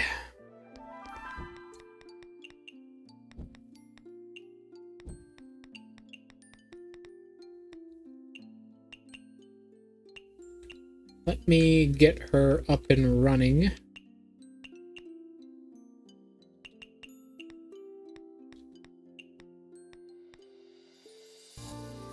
Lamprey. Meat.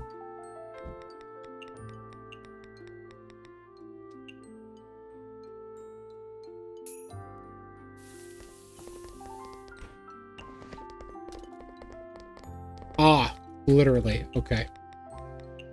So that's the game we're playing.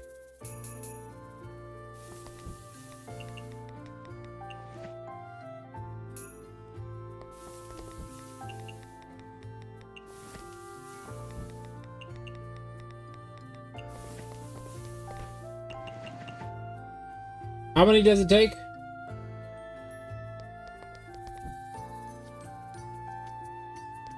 Okay. 10. It takes 10. It's 5, 6, 7, 8. Whoa! He's already pretty quick.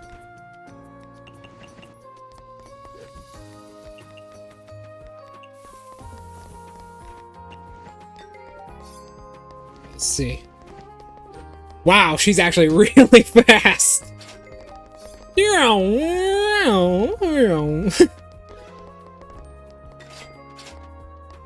Whoa. What do I have to serve you, Mrs. Shipwreck?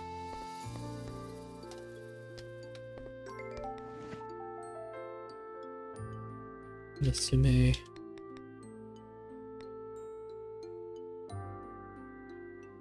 Biscuits. Flour, cheese.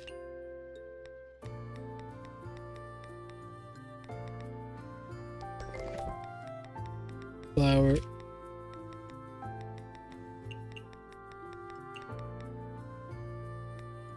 Cheese. Killable. Nice, okay. One more dark matter. Is it one more?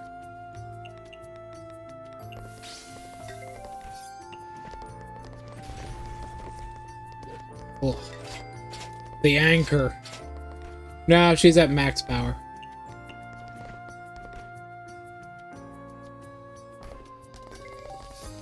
No way!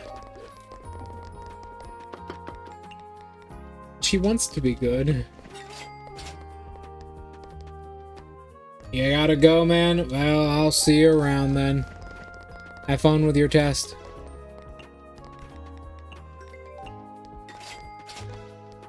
I'll continue doing my thing here. I'll see you tomorrow.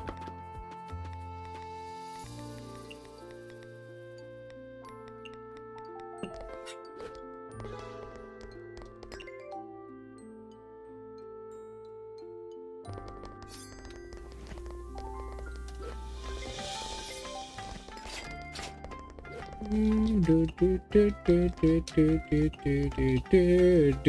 don't really know about this music. It's great. Baked sweet.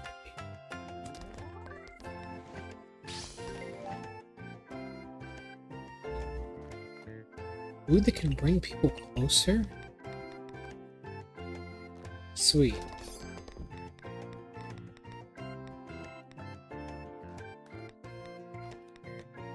Sweet.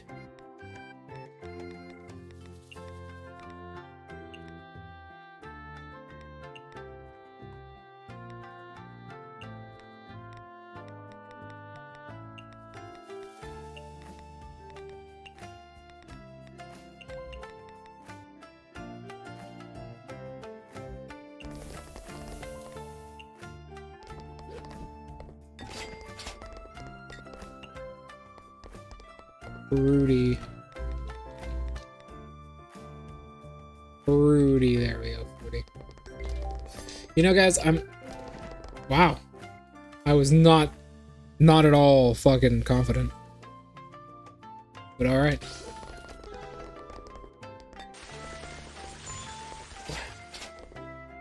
He made it rain? What the hell does that do? Spells.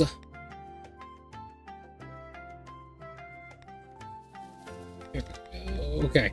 For the next 30 seconds, dishes with the strange tag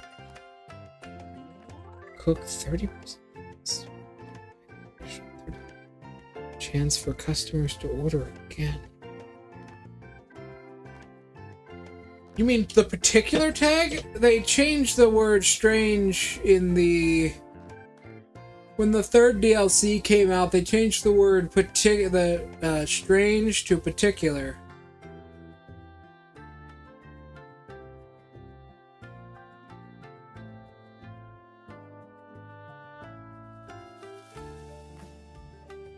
Huh. Time to figure out what Nue is about. Specialty.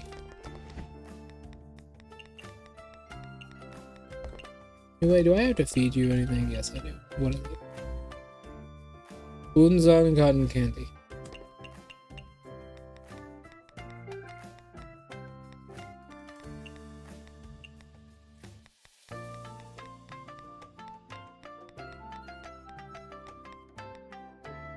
Honey peach.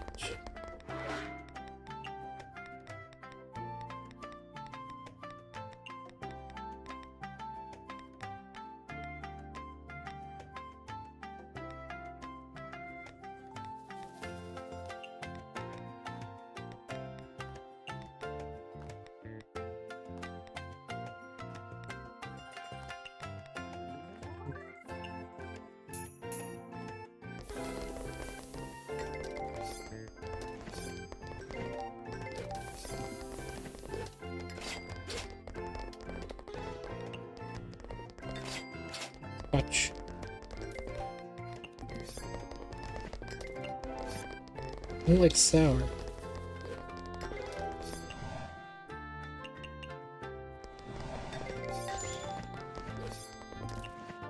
UFO, she unleashes her seed.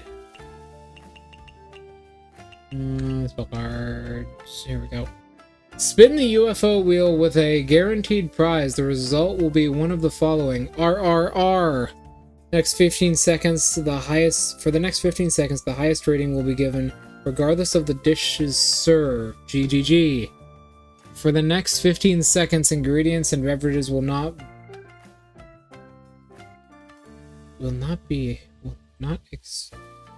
huh.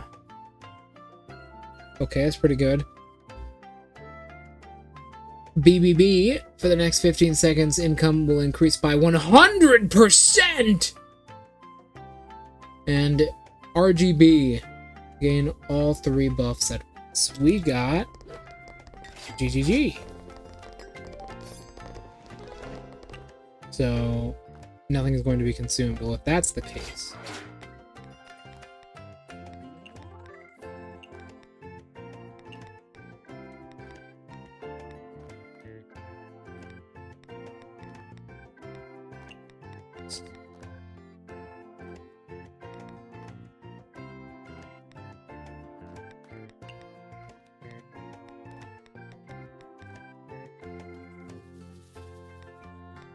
already legendary, right? Yeah. Sea delicacy. I think this would be better for that.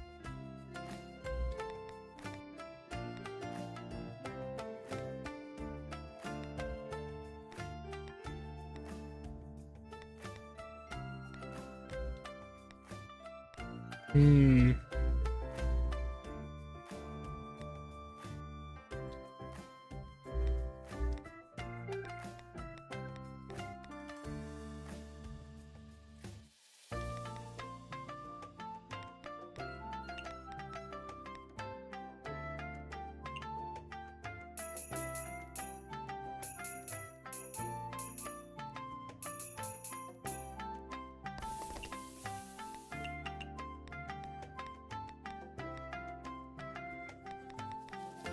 Sweet filling home cooking. Signature specialty wonderful.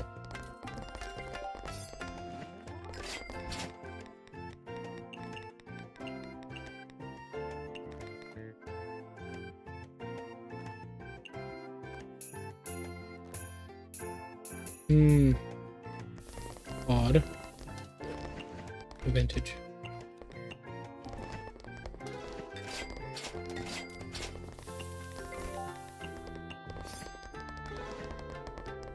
Isn't like pop.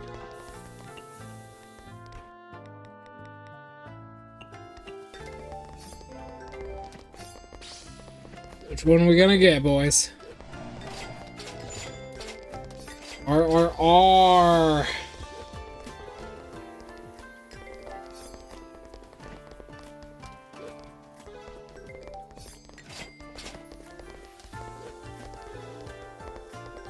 Hmm.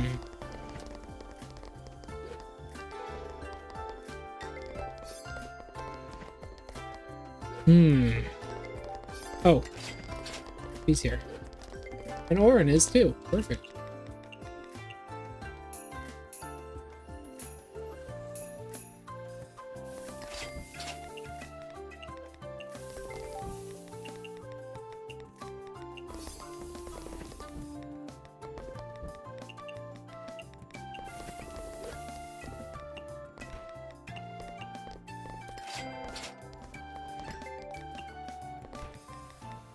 Rudy.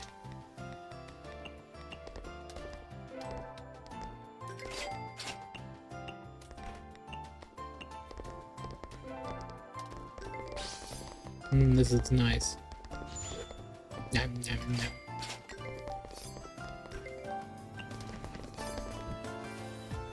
nom. Boy.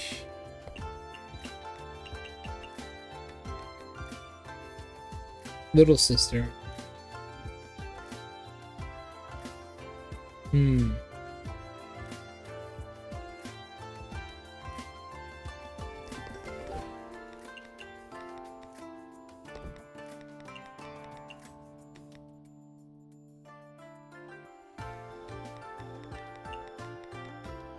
Salty wonderful.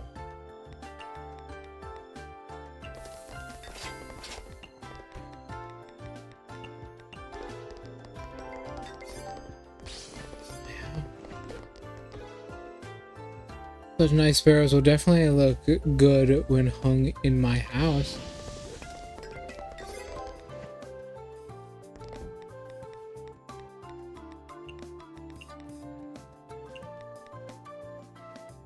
Salty.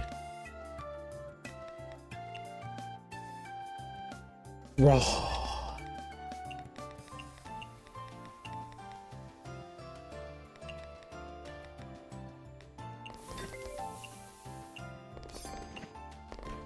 Soda.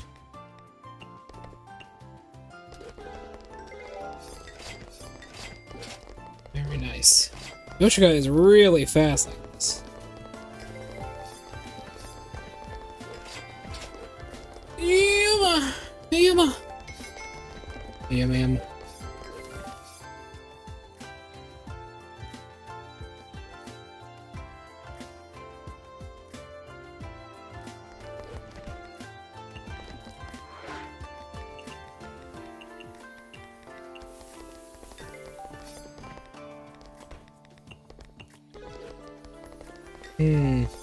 Not sure. Ooh, there we go. He loves it. Oops.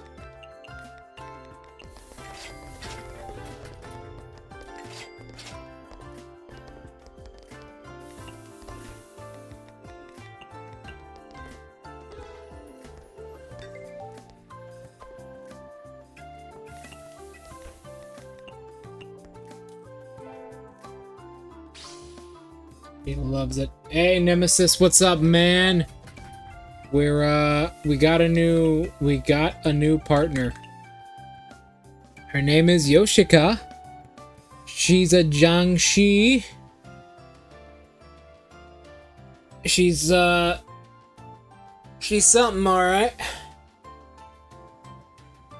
She's a Jiangxi. She's like she's an undead. Yeah, that's just how she is. She's an undead that works for us now.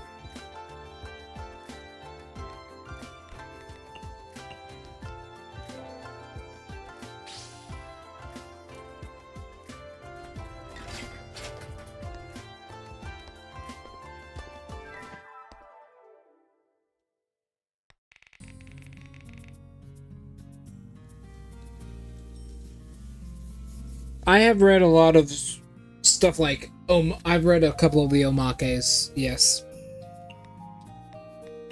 I've read a couple of the omakes and some of the, stuff like that.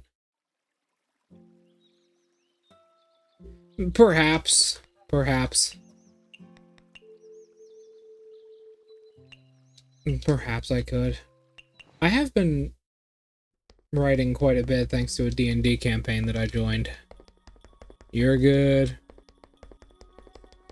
You're good. You're good. All right. Yoshika.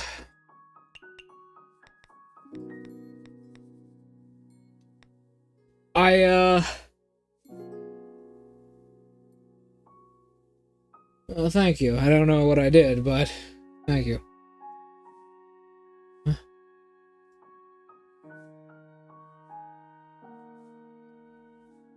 Go. Do a crime. I got something. I'll say that. I got something.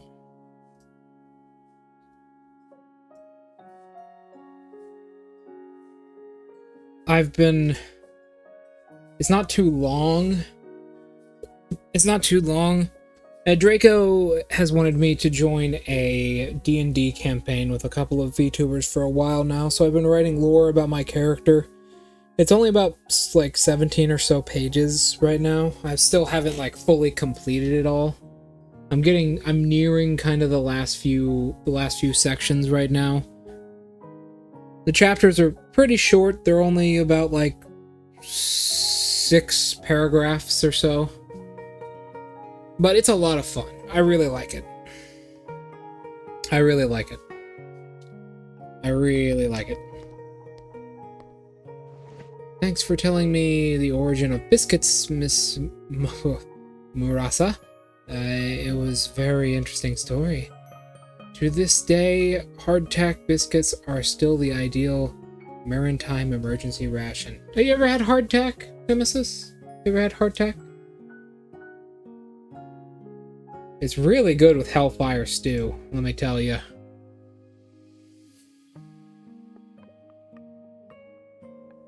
It's really good with Hellfire Stew.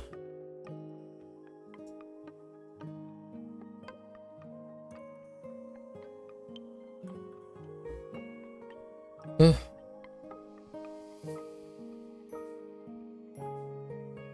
It doesn't need to be detailed. I wanted to do it to bring the character into the world a lot, you know?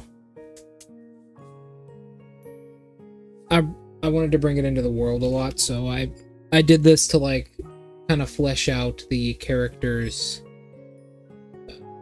backstory, give him a goal, like give him an overarching goal that I can work towards as the character. That kind of stuff. That kind of stuff. It's not... Have you ever had, like, 8 hardtack before? It's something. It'll break your teeth if you eat it whole, but it's really good. There's, So, there is a really old recipe from the American Civil War called hardtack and hellfire. Where basically, you take hardtack and you dip it in... chili. You dip it in chili that is really spicy. See, back in the American Civil War, things were pretty bad. People really only had hardtack. If you don't know what hardtack, I'm assuming you know what hardtack is, but if you don't, hardtack is basically bread that has been staled purposefully. And it's so hard, it's hard for anything to get into it. It basically can't rot very quickly. It'll take years for hardtack to rot. So a lot of the people over here in that war only had hardtack to eat. So what they would do is they'd make really spicy chili with like beans and peppers and stuff. They make big... Huh? Divolpik, I believe is how I pronounce that. I mean, it's probably just the same stuff. It's a different language. They would make big, like, pots of chili, and they would dip their hardtack in it, because the chili's sauce, the grease from it, would soak into the hardtack and make it edible. Crazy stuff, huh? Ate it with water, though? Yeah, you kind of have to. That's not the craziest thing, though.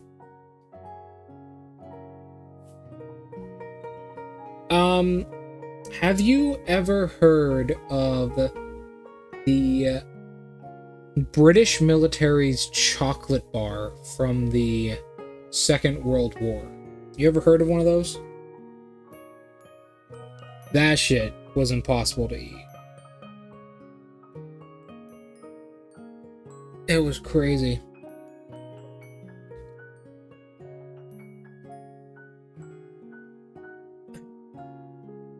So the British military, their scientists at the time were thinking, okay, we're fighting this big war. We need to get our soldiers fed and get their proper nutrients in.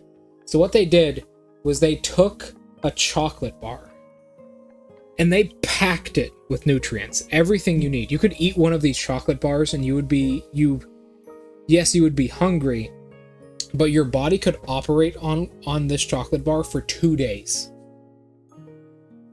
If you just ate it all in one sitting. It was super calorie dense. It had like 6,000 calories per bar, I believe. But you couldn't eat it. That was the issue. It had so many calories in it, and there was so much in it, that it was as hard as hardtack. It was actually harder than hardtack. If you bit into one of them, it would most likely break one of your teeth. So you had to take your trench knife or your bayonet, usually your trench knife, because the British didn't really have bayonets like a normal one. They had the British had bayonets that were essentially spikes on the end of their gun. They weren't really knives. But they would have to take their knives and carve off shavings of the chocolate bar to eat it because of how hard it was. It was that fucking bad.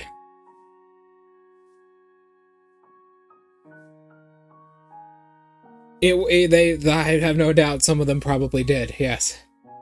Literally shave pieces of the chocolate bar off. And it was so bad that a lot of them just kind of refused to eat it.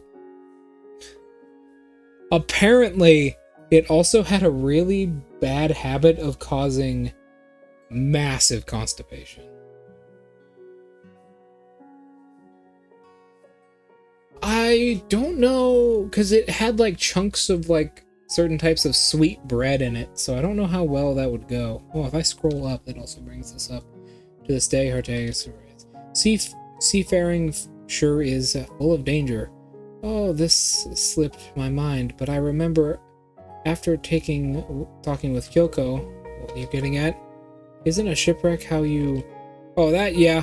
I lost my life in a shipwreck. Didn't I tell you? The sea has no shortage of accidents. Yeah, she's dead. She's a ghost. she's a ghost. I don't know, man. I don't know if you could melt it in your mouth. It was not really... It was chocolate, but it was chocolate with it was like Frankenstein together with a bunch of other stuff. It doesn't bother you at all? I've already received salvation. A captain should focus on the path ahead. Looking back is bad luck. The number of water-related incidents in Gensokyo has seemingly rise recently. Oh, happened anywhere else? Those happen anywhere else. As someone who's been in one, what do you have any good advice? Well, when sailing...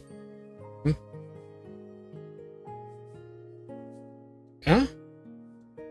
Granddad.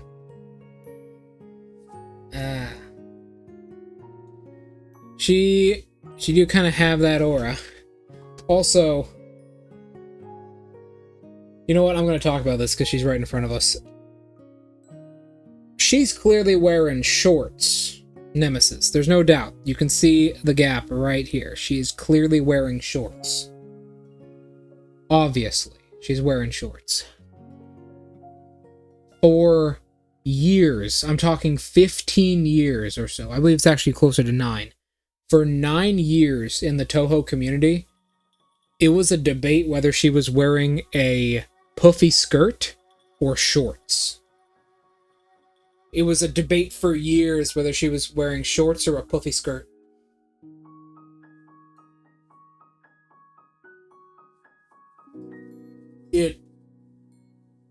And up until recently, when she appeared in I believe Touhou 19, everyone would debate about this, but in Touhou 19, she's obviously wearing shorts. Oh my, when sailing in the lake with poor visibility, be alert at all times. What else? Accidents can happen anywhere. Fish in a river, training under a waterfall, bathing in a hot spring. Make sure you're prepared 24/7. Yeah.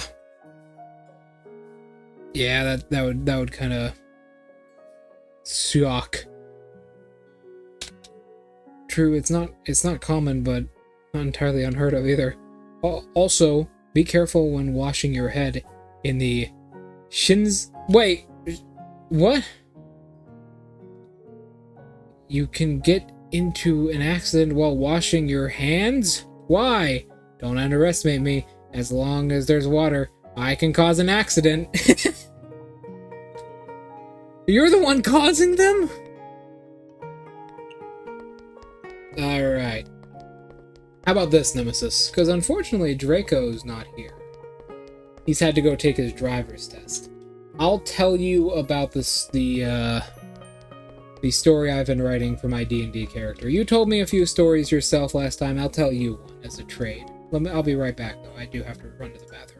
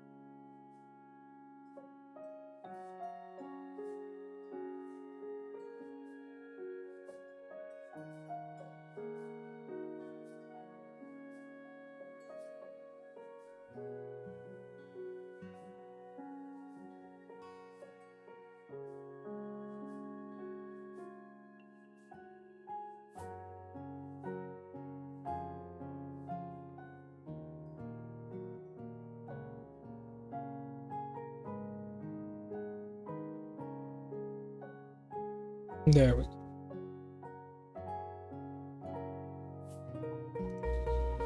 I am back. Sorry about that. Okay.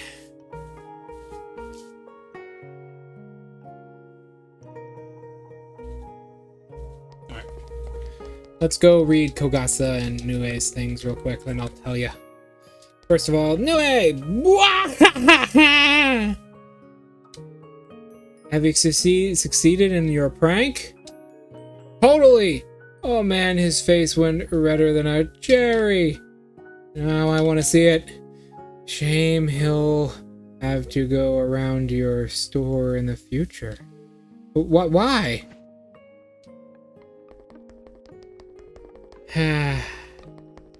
Unzan. Cloud man. How was it? My baked sweet potatoes were delicious, right? Yup, thanks for the treat. She's so cute. You don't have to eat them like you're out for blood in the future. Just have some at my shop. No can do. Dining, collecting twigs and leaving... What? Starting the fire itself. They're all very interesting games. I guess that's to, You're digging ditches where to bake sweet potatoes. So? Isn't this a cemetery? And? Who would bake sweet potatoes next to a dead body? Alright. Here's the story, Nemesis.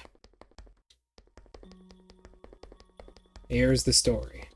So, I am playing as a Jade Giant.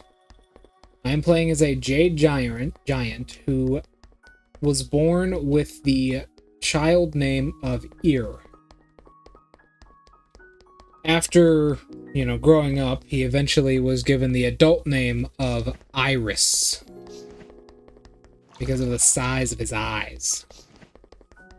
And basically the story goes like this.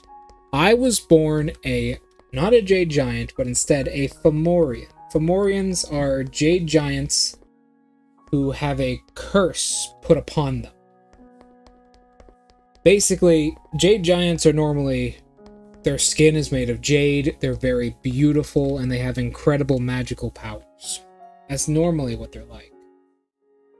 However, that's not always the case. Because long ago, Jade Giants attempted to take over and destroy the world of the elves. The world of the elves. They attempted to take over it and enslave everyone. So the elves cursed them to be as hideous as they are on the inside as the outside, and took away their ability to cast magic. And then the elves enslaved the Fomorians, now called the Fomorians. So basically, that's the kind of character I'm playing. Now, I was born into slavery. I was born into slavery. So was my family and everyone else.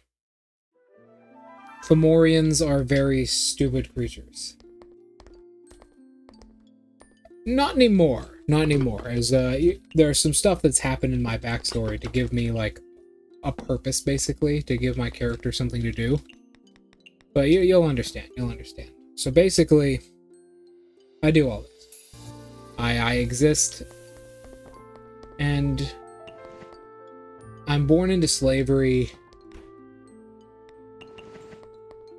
Early in childhood, every one of us is pretty dumb. We're cursed to be stupid, right? We're all cursed to be stupid. Oh yeah, Yoshika. We're all cursed to be stupid and unable to cast spells. However,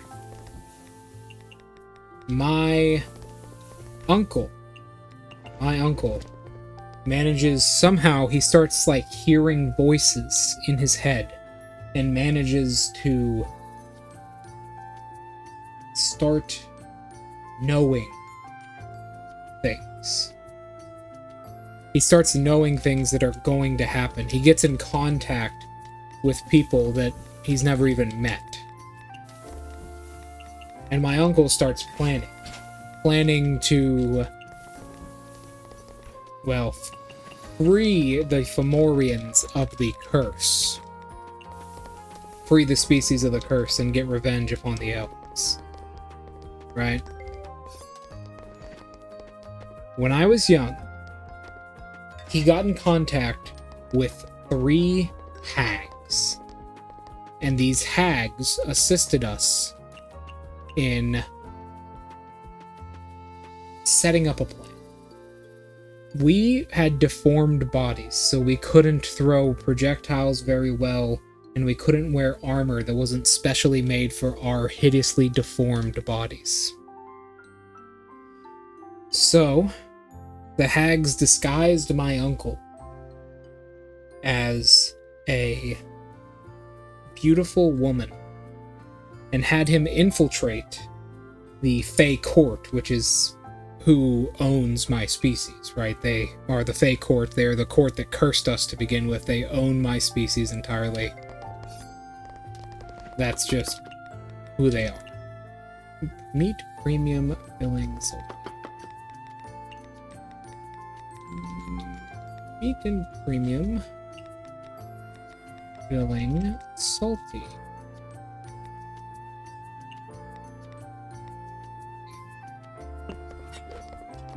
So, he goes through all this.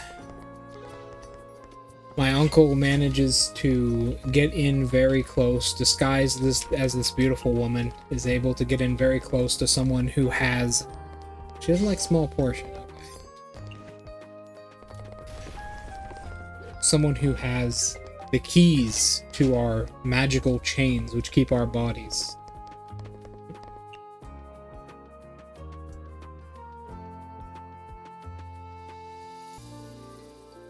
Well, that was weird. I just went offline. Basically, we're so big because we're giants, right? We're giants.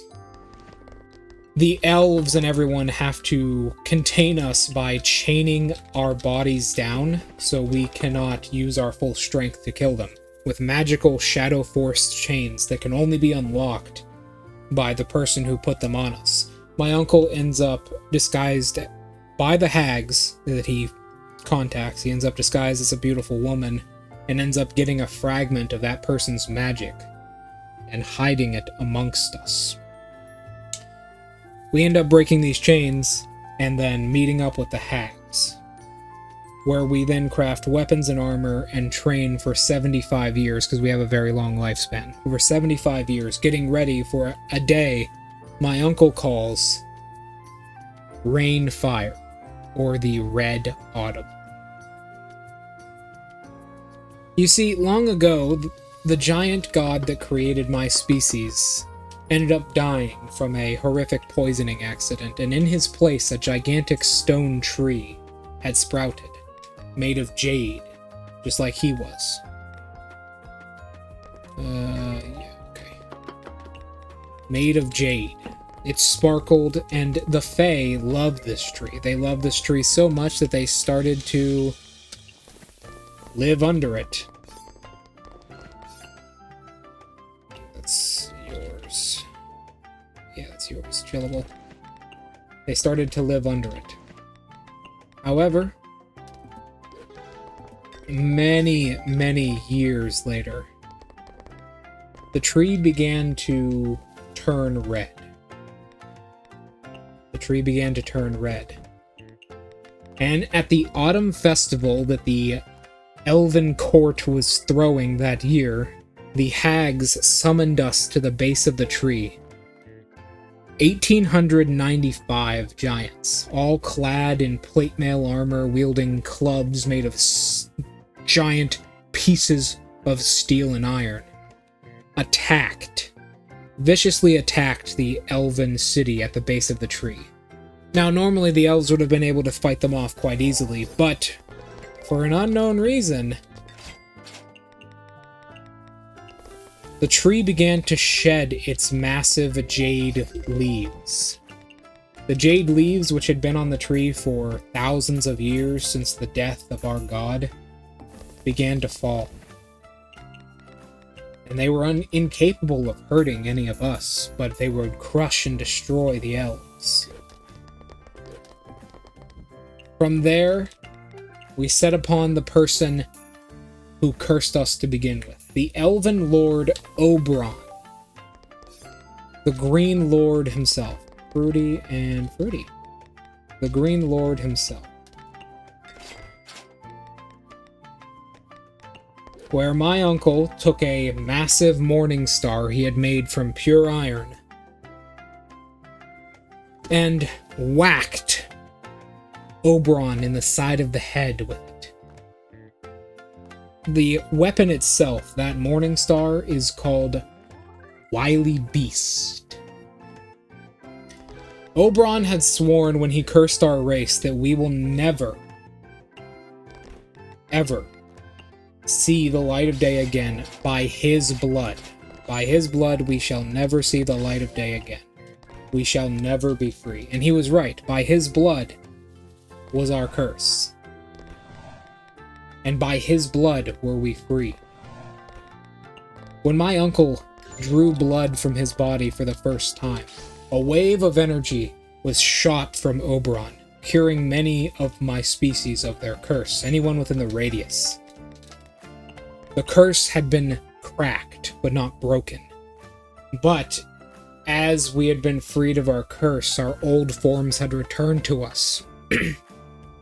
And we were not originally massive brutes, we were small, dexterous giants. Our great brutish strength we had once had was suddenly gone. And we were no match for the elves at that point, so we were forced to retreat.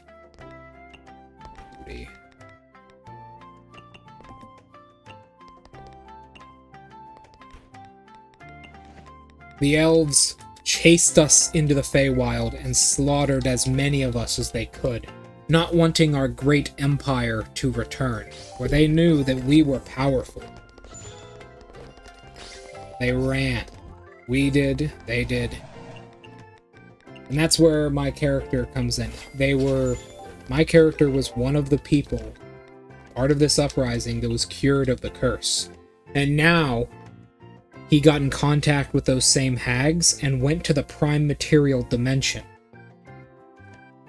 to raise up an army, grow strong enough, and kill Oberon the Green Lord once and for all to fully free his species of their curse. That's kind of just a basic overview of what I've written, but there you go. During his time in the Feywild, however, my character began to learn about the ancient, now dead culture of his civilization before they were enslaved. They learned that we were wicked magic casters, able to perform incredible feats of magic and dexterity, using double-edged scimitars as our primary weapon. That's basically the full thing. And not the full thing, but it's the outline of it all. What is it? Premium meat filling, premium salty fresh. Meat filling,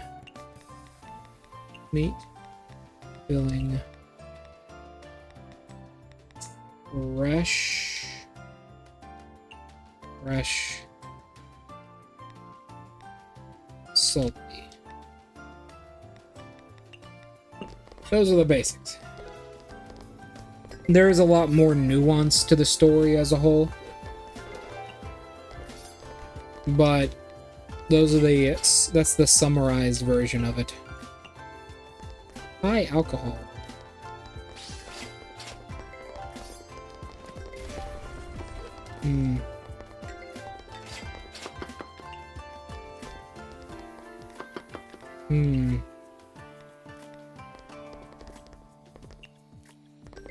Fleishy. Here. Sweet.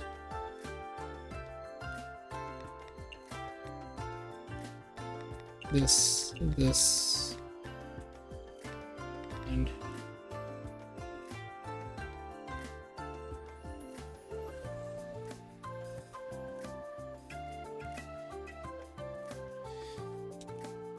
it is really cool. You gotta have the right people, though. You gotta have the right people.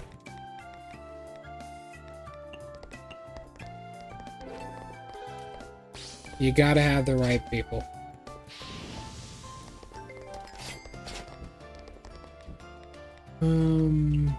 Meat, filling,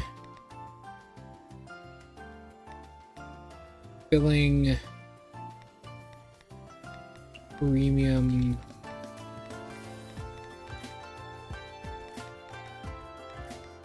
see if we just slap that on there and then some fucking boar meat.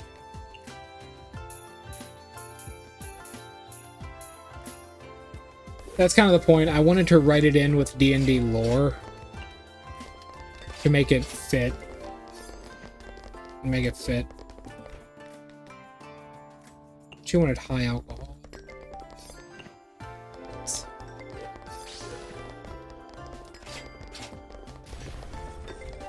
Anchor. Giant anchor.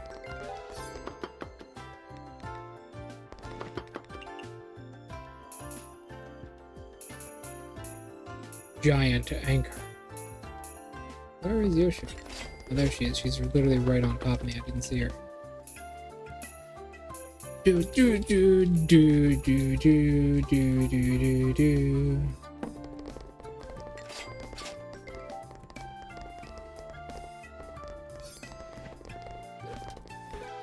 All right, I think we're good for tonight. We can just kind of sit back and relax. Oh wait, that's the girl. Of all people I thought would come, I did not think it would be this one.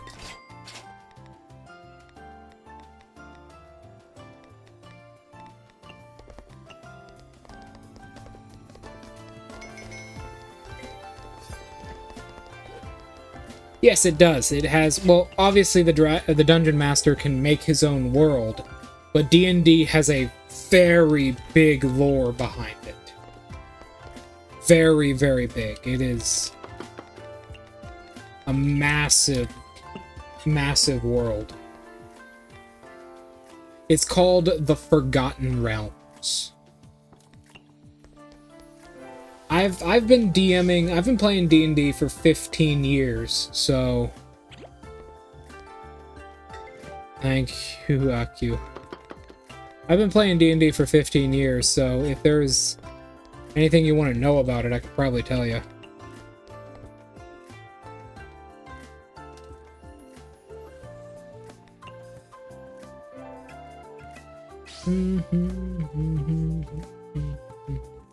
Thank you, Aku.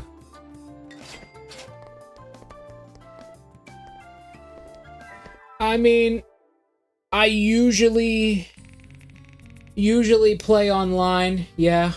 I usually play online. I primarily play online. In person is really hard to do with where I live. I live out in the middle of nowhere on a farm. So there you go.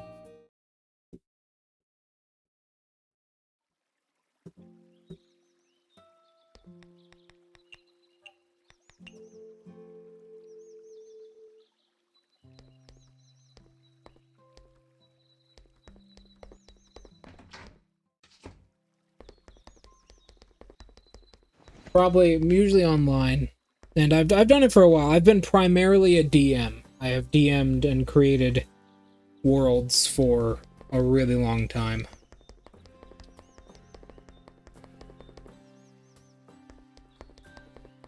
Oh.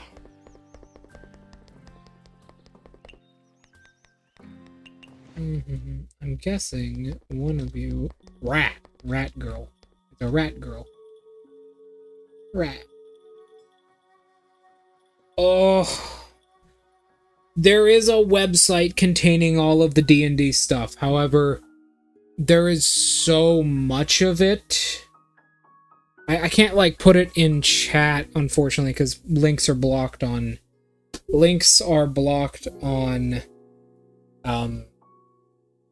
Twitch, but there is a website. There we go. Are you in the Discord server, Nemesis? I can't remember if you are or not. Because I can link it in the Discord server. It's called DND Wiki dot.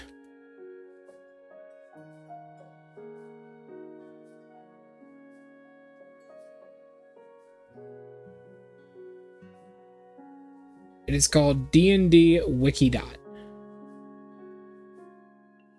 Can I post it here? Oh, I can't. Yeah, there you go. There you go. That's the website for it all. Right there. If that works. If that works.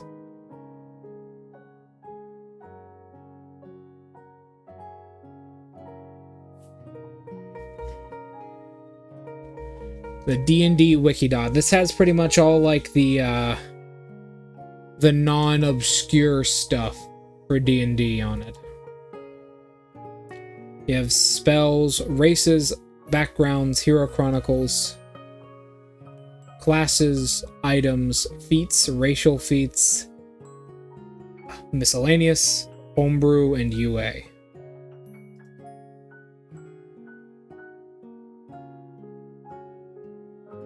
There we go.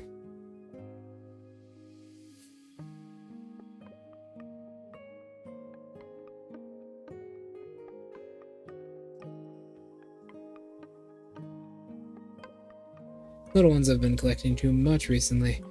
I don't run around collecting ingredients too. You ought to buy some too. Ah, your brother. Rat. It's a rat. It's a rat girl.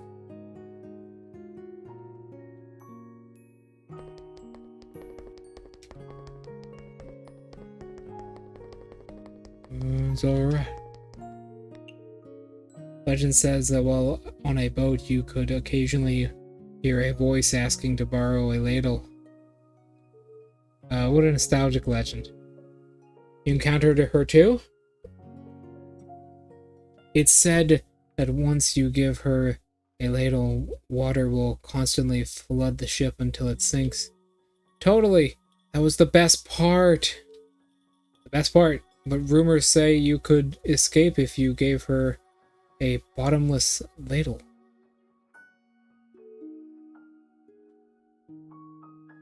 Don't you think it's rude?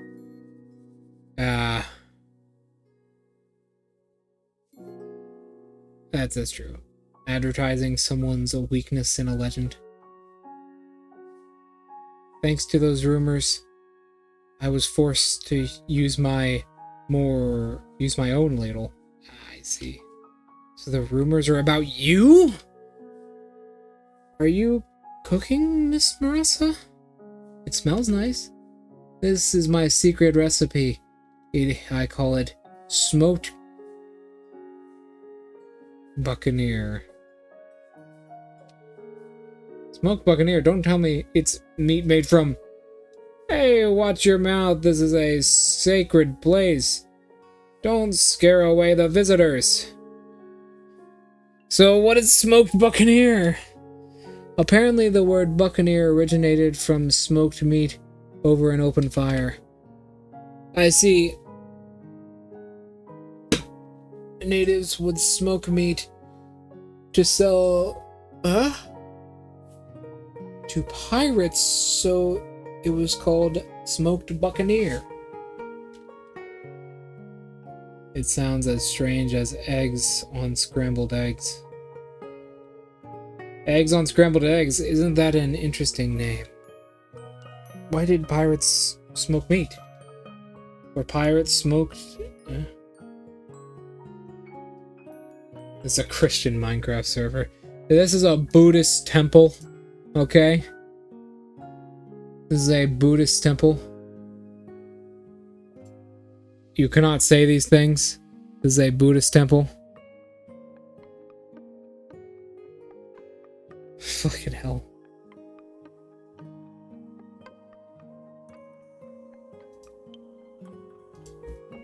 My god, man. Oh, I'm actually quite tired. Oh! This is a Buddhist temple. Usually smoked. I see, then you'd be able to eat meat in spite of a long voyage. Speaking of meat, what is it? You call yourself a Buddhist disciple, yet you go around and eat meat and cause trouble. Not just you. Ever since I set up my shop, Myorin temple monks have come to eat meat on many occasions. Is it really fine? Why wouldn't it be? Aren't Buddhist disciples prohibited from eating meat? During the Buddha's time, monks beg for food. What people give them is what they ate, so the Buddha never prohibited monks from eating meat. Byakuren says Sama doesn't prohibit us from eating meat either, as long as it therefore it's therefold pure meat. What's a threefold pure meat? Unseen, unheard, unsuspected. What does that mean? Not witnessed the killing, not heard the killing, not suspected the animal was killed, specifically for consumption, otherwise it's fine. What the fuck? I live on a farm. I have killed cows. Like, I've slaughtered a few cows in my life. What the fuck? This just sounds like an excuse for eating meat. Once an where the extended sect has accused a monk of eating meat. I don't get it. He said eating meat is a stench compared to eating vegetarian food. You know how he answered? This monk was very good at removing stench. What are you talking about? The monk said that the vile act of those who do evil are the true stench. Eating meat is not the stench. What? Well, you're always messing around, so I never imagined you know all this. That's because it's exciting! Byakuren-sama often holds Buddhist services for yokai. That is a meeting for teaching and studying the way of the Buddha. I prefer Taoism myself, but alright. Many disciples, including me, actively participate in them. I prefer black magic, which gives me immortality, but alright. Oh! Right, Nemesis. If you are still there, that is. I know I just gave you a link to an amazing Wikipedia page, but...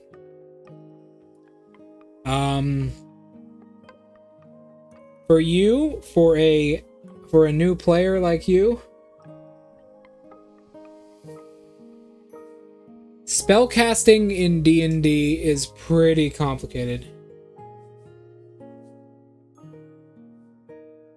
No. She actually likes that kind of stuff. If you're gonna play D&D, play like a fighter at first, or like a monk. Right. Spellcasting is very complicated, but no, she likes that kind of stuff. That's appreciating the plants that she grows. You're eating it. You're literally absorbing it. So... for D&D, all you really need is a piece of paper and a pencil.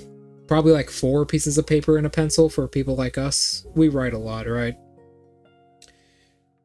It's very hard to explain spellcasting from 5th edition, but basically how it works is imagine it like... You ever play Connect 4? You ever play Connect 4 before? You know, the weird little game where you try and get 4 pieces in a row inside of a big grid. You ever play that?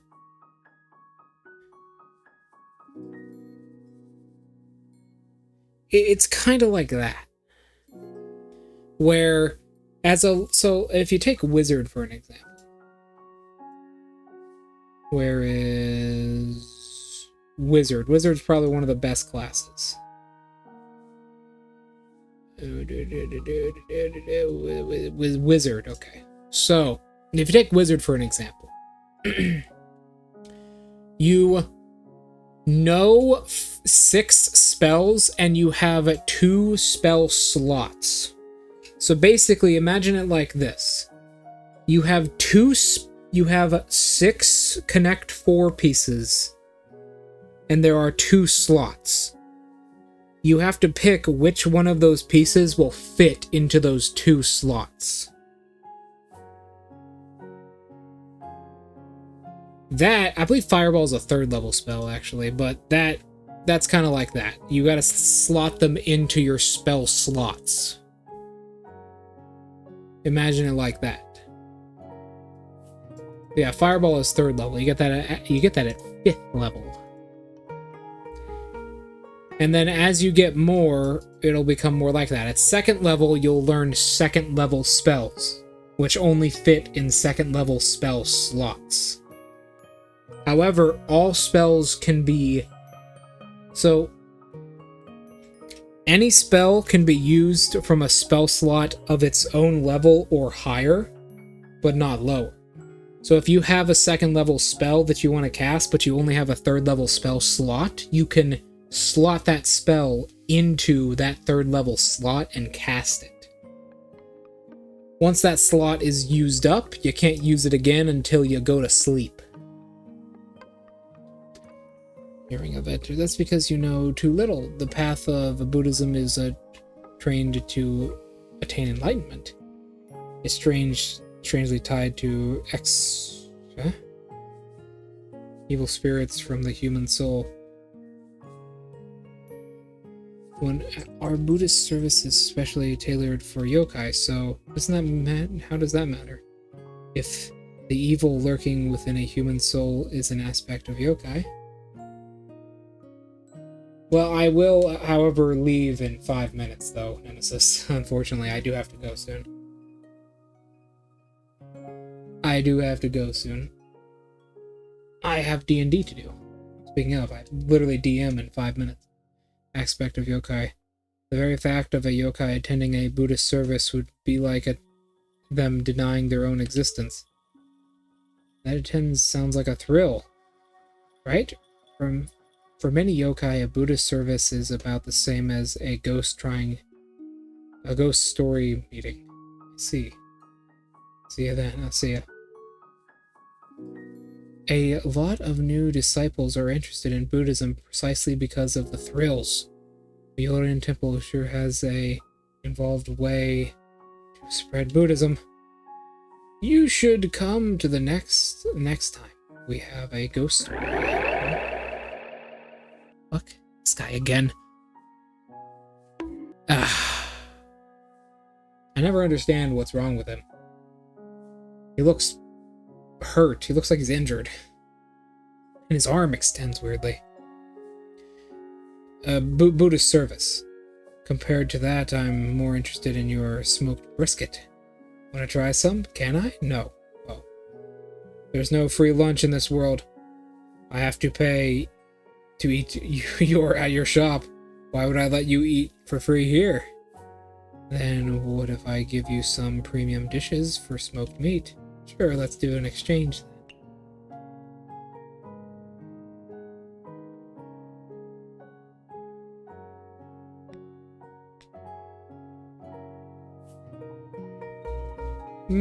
I don't, I stand behind my idea, yeah. Anyways, I've gotta go. Thank you all so much for coming, and I'll see you all tomorrow. Goodbye. Whew.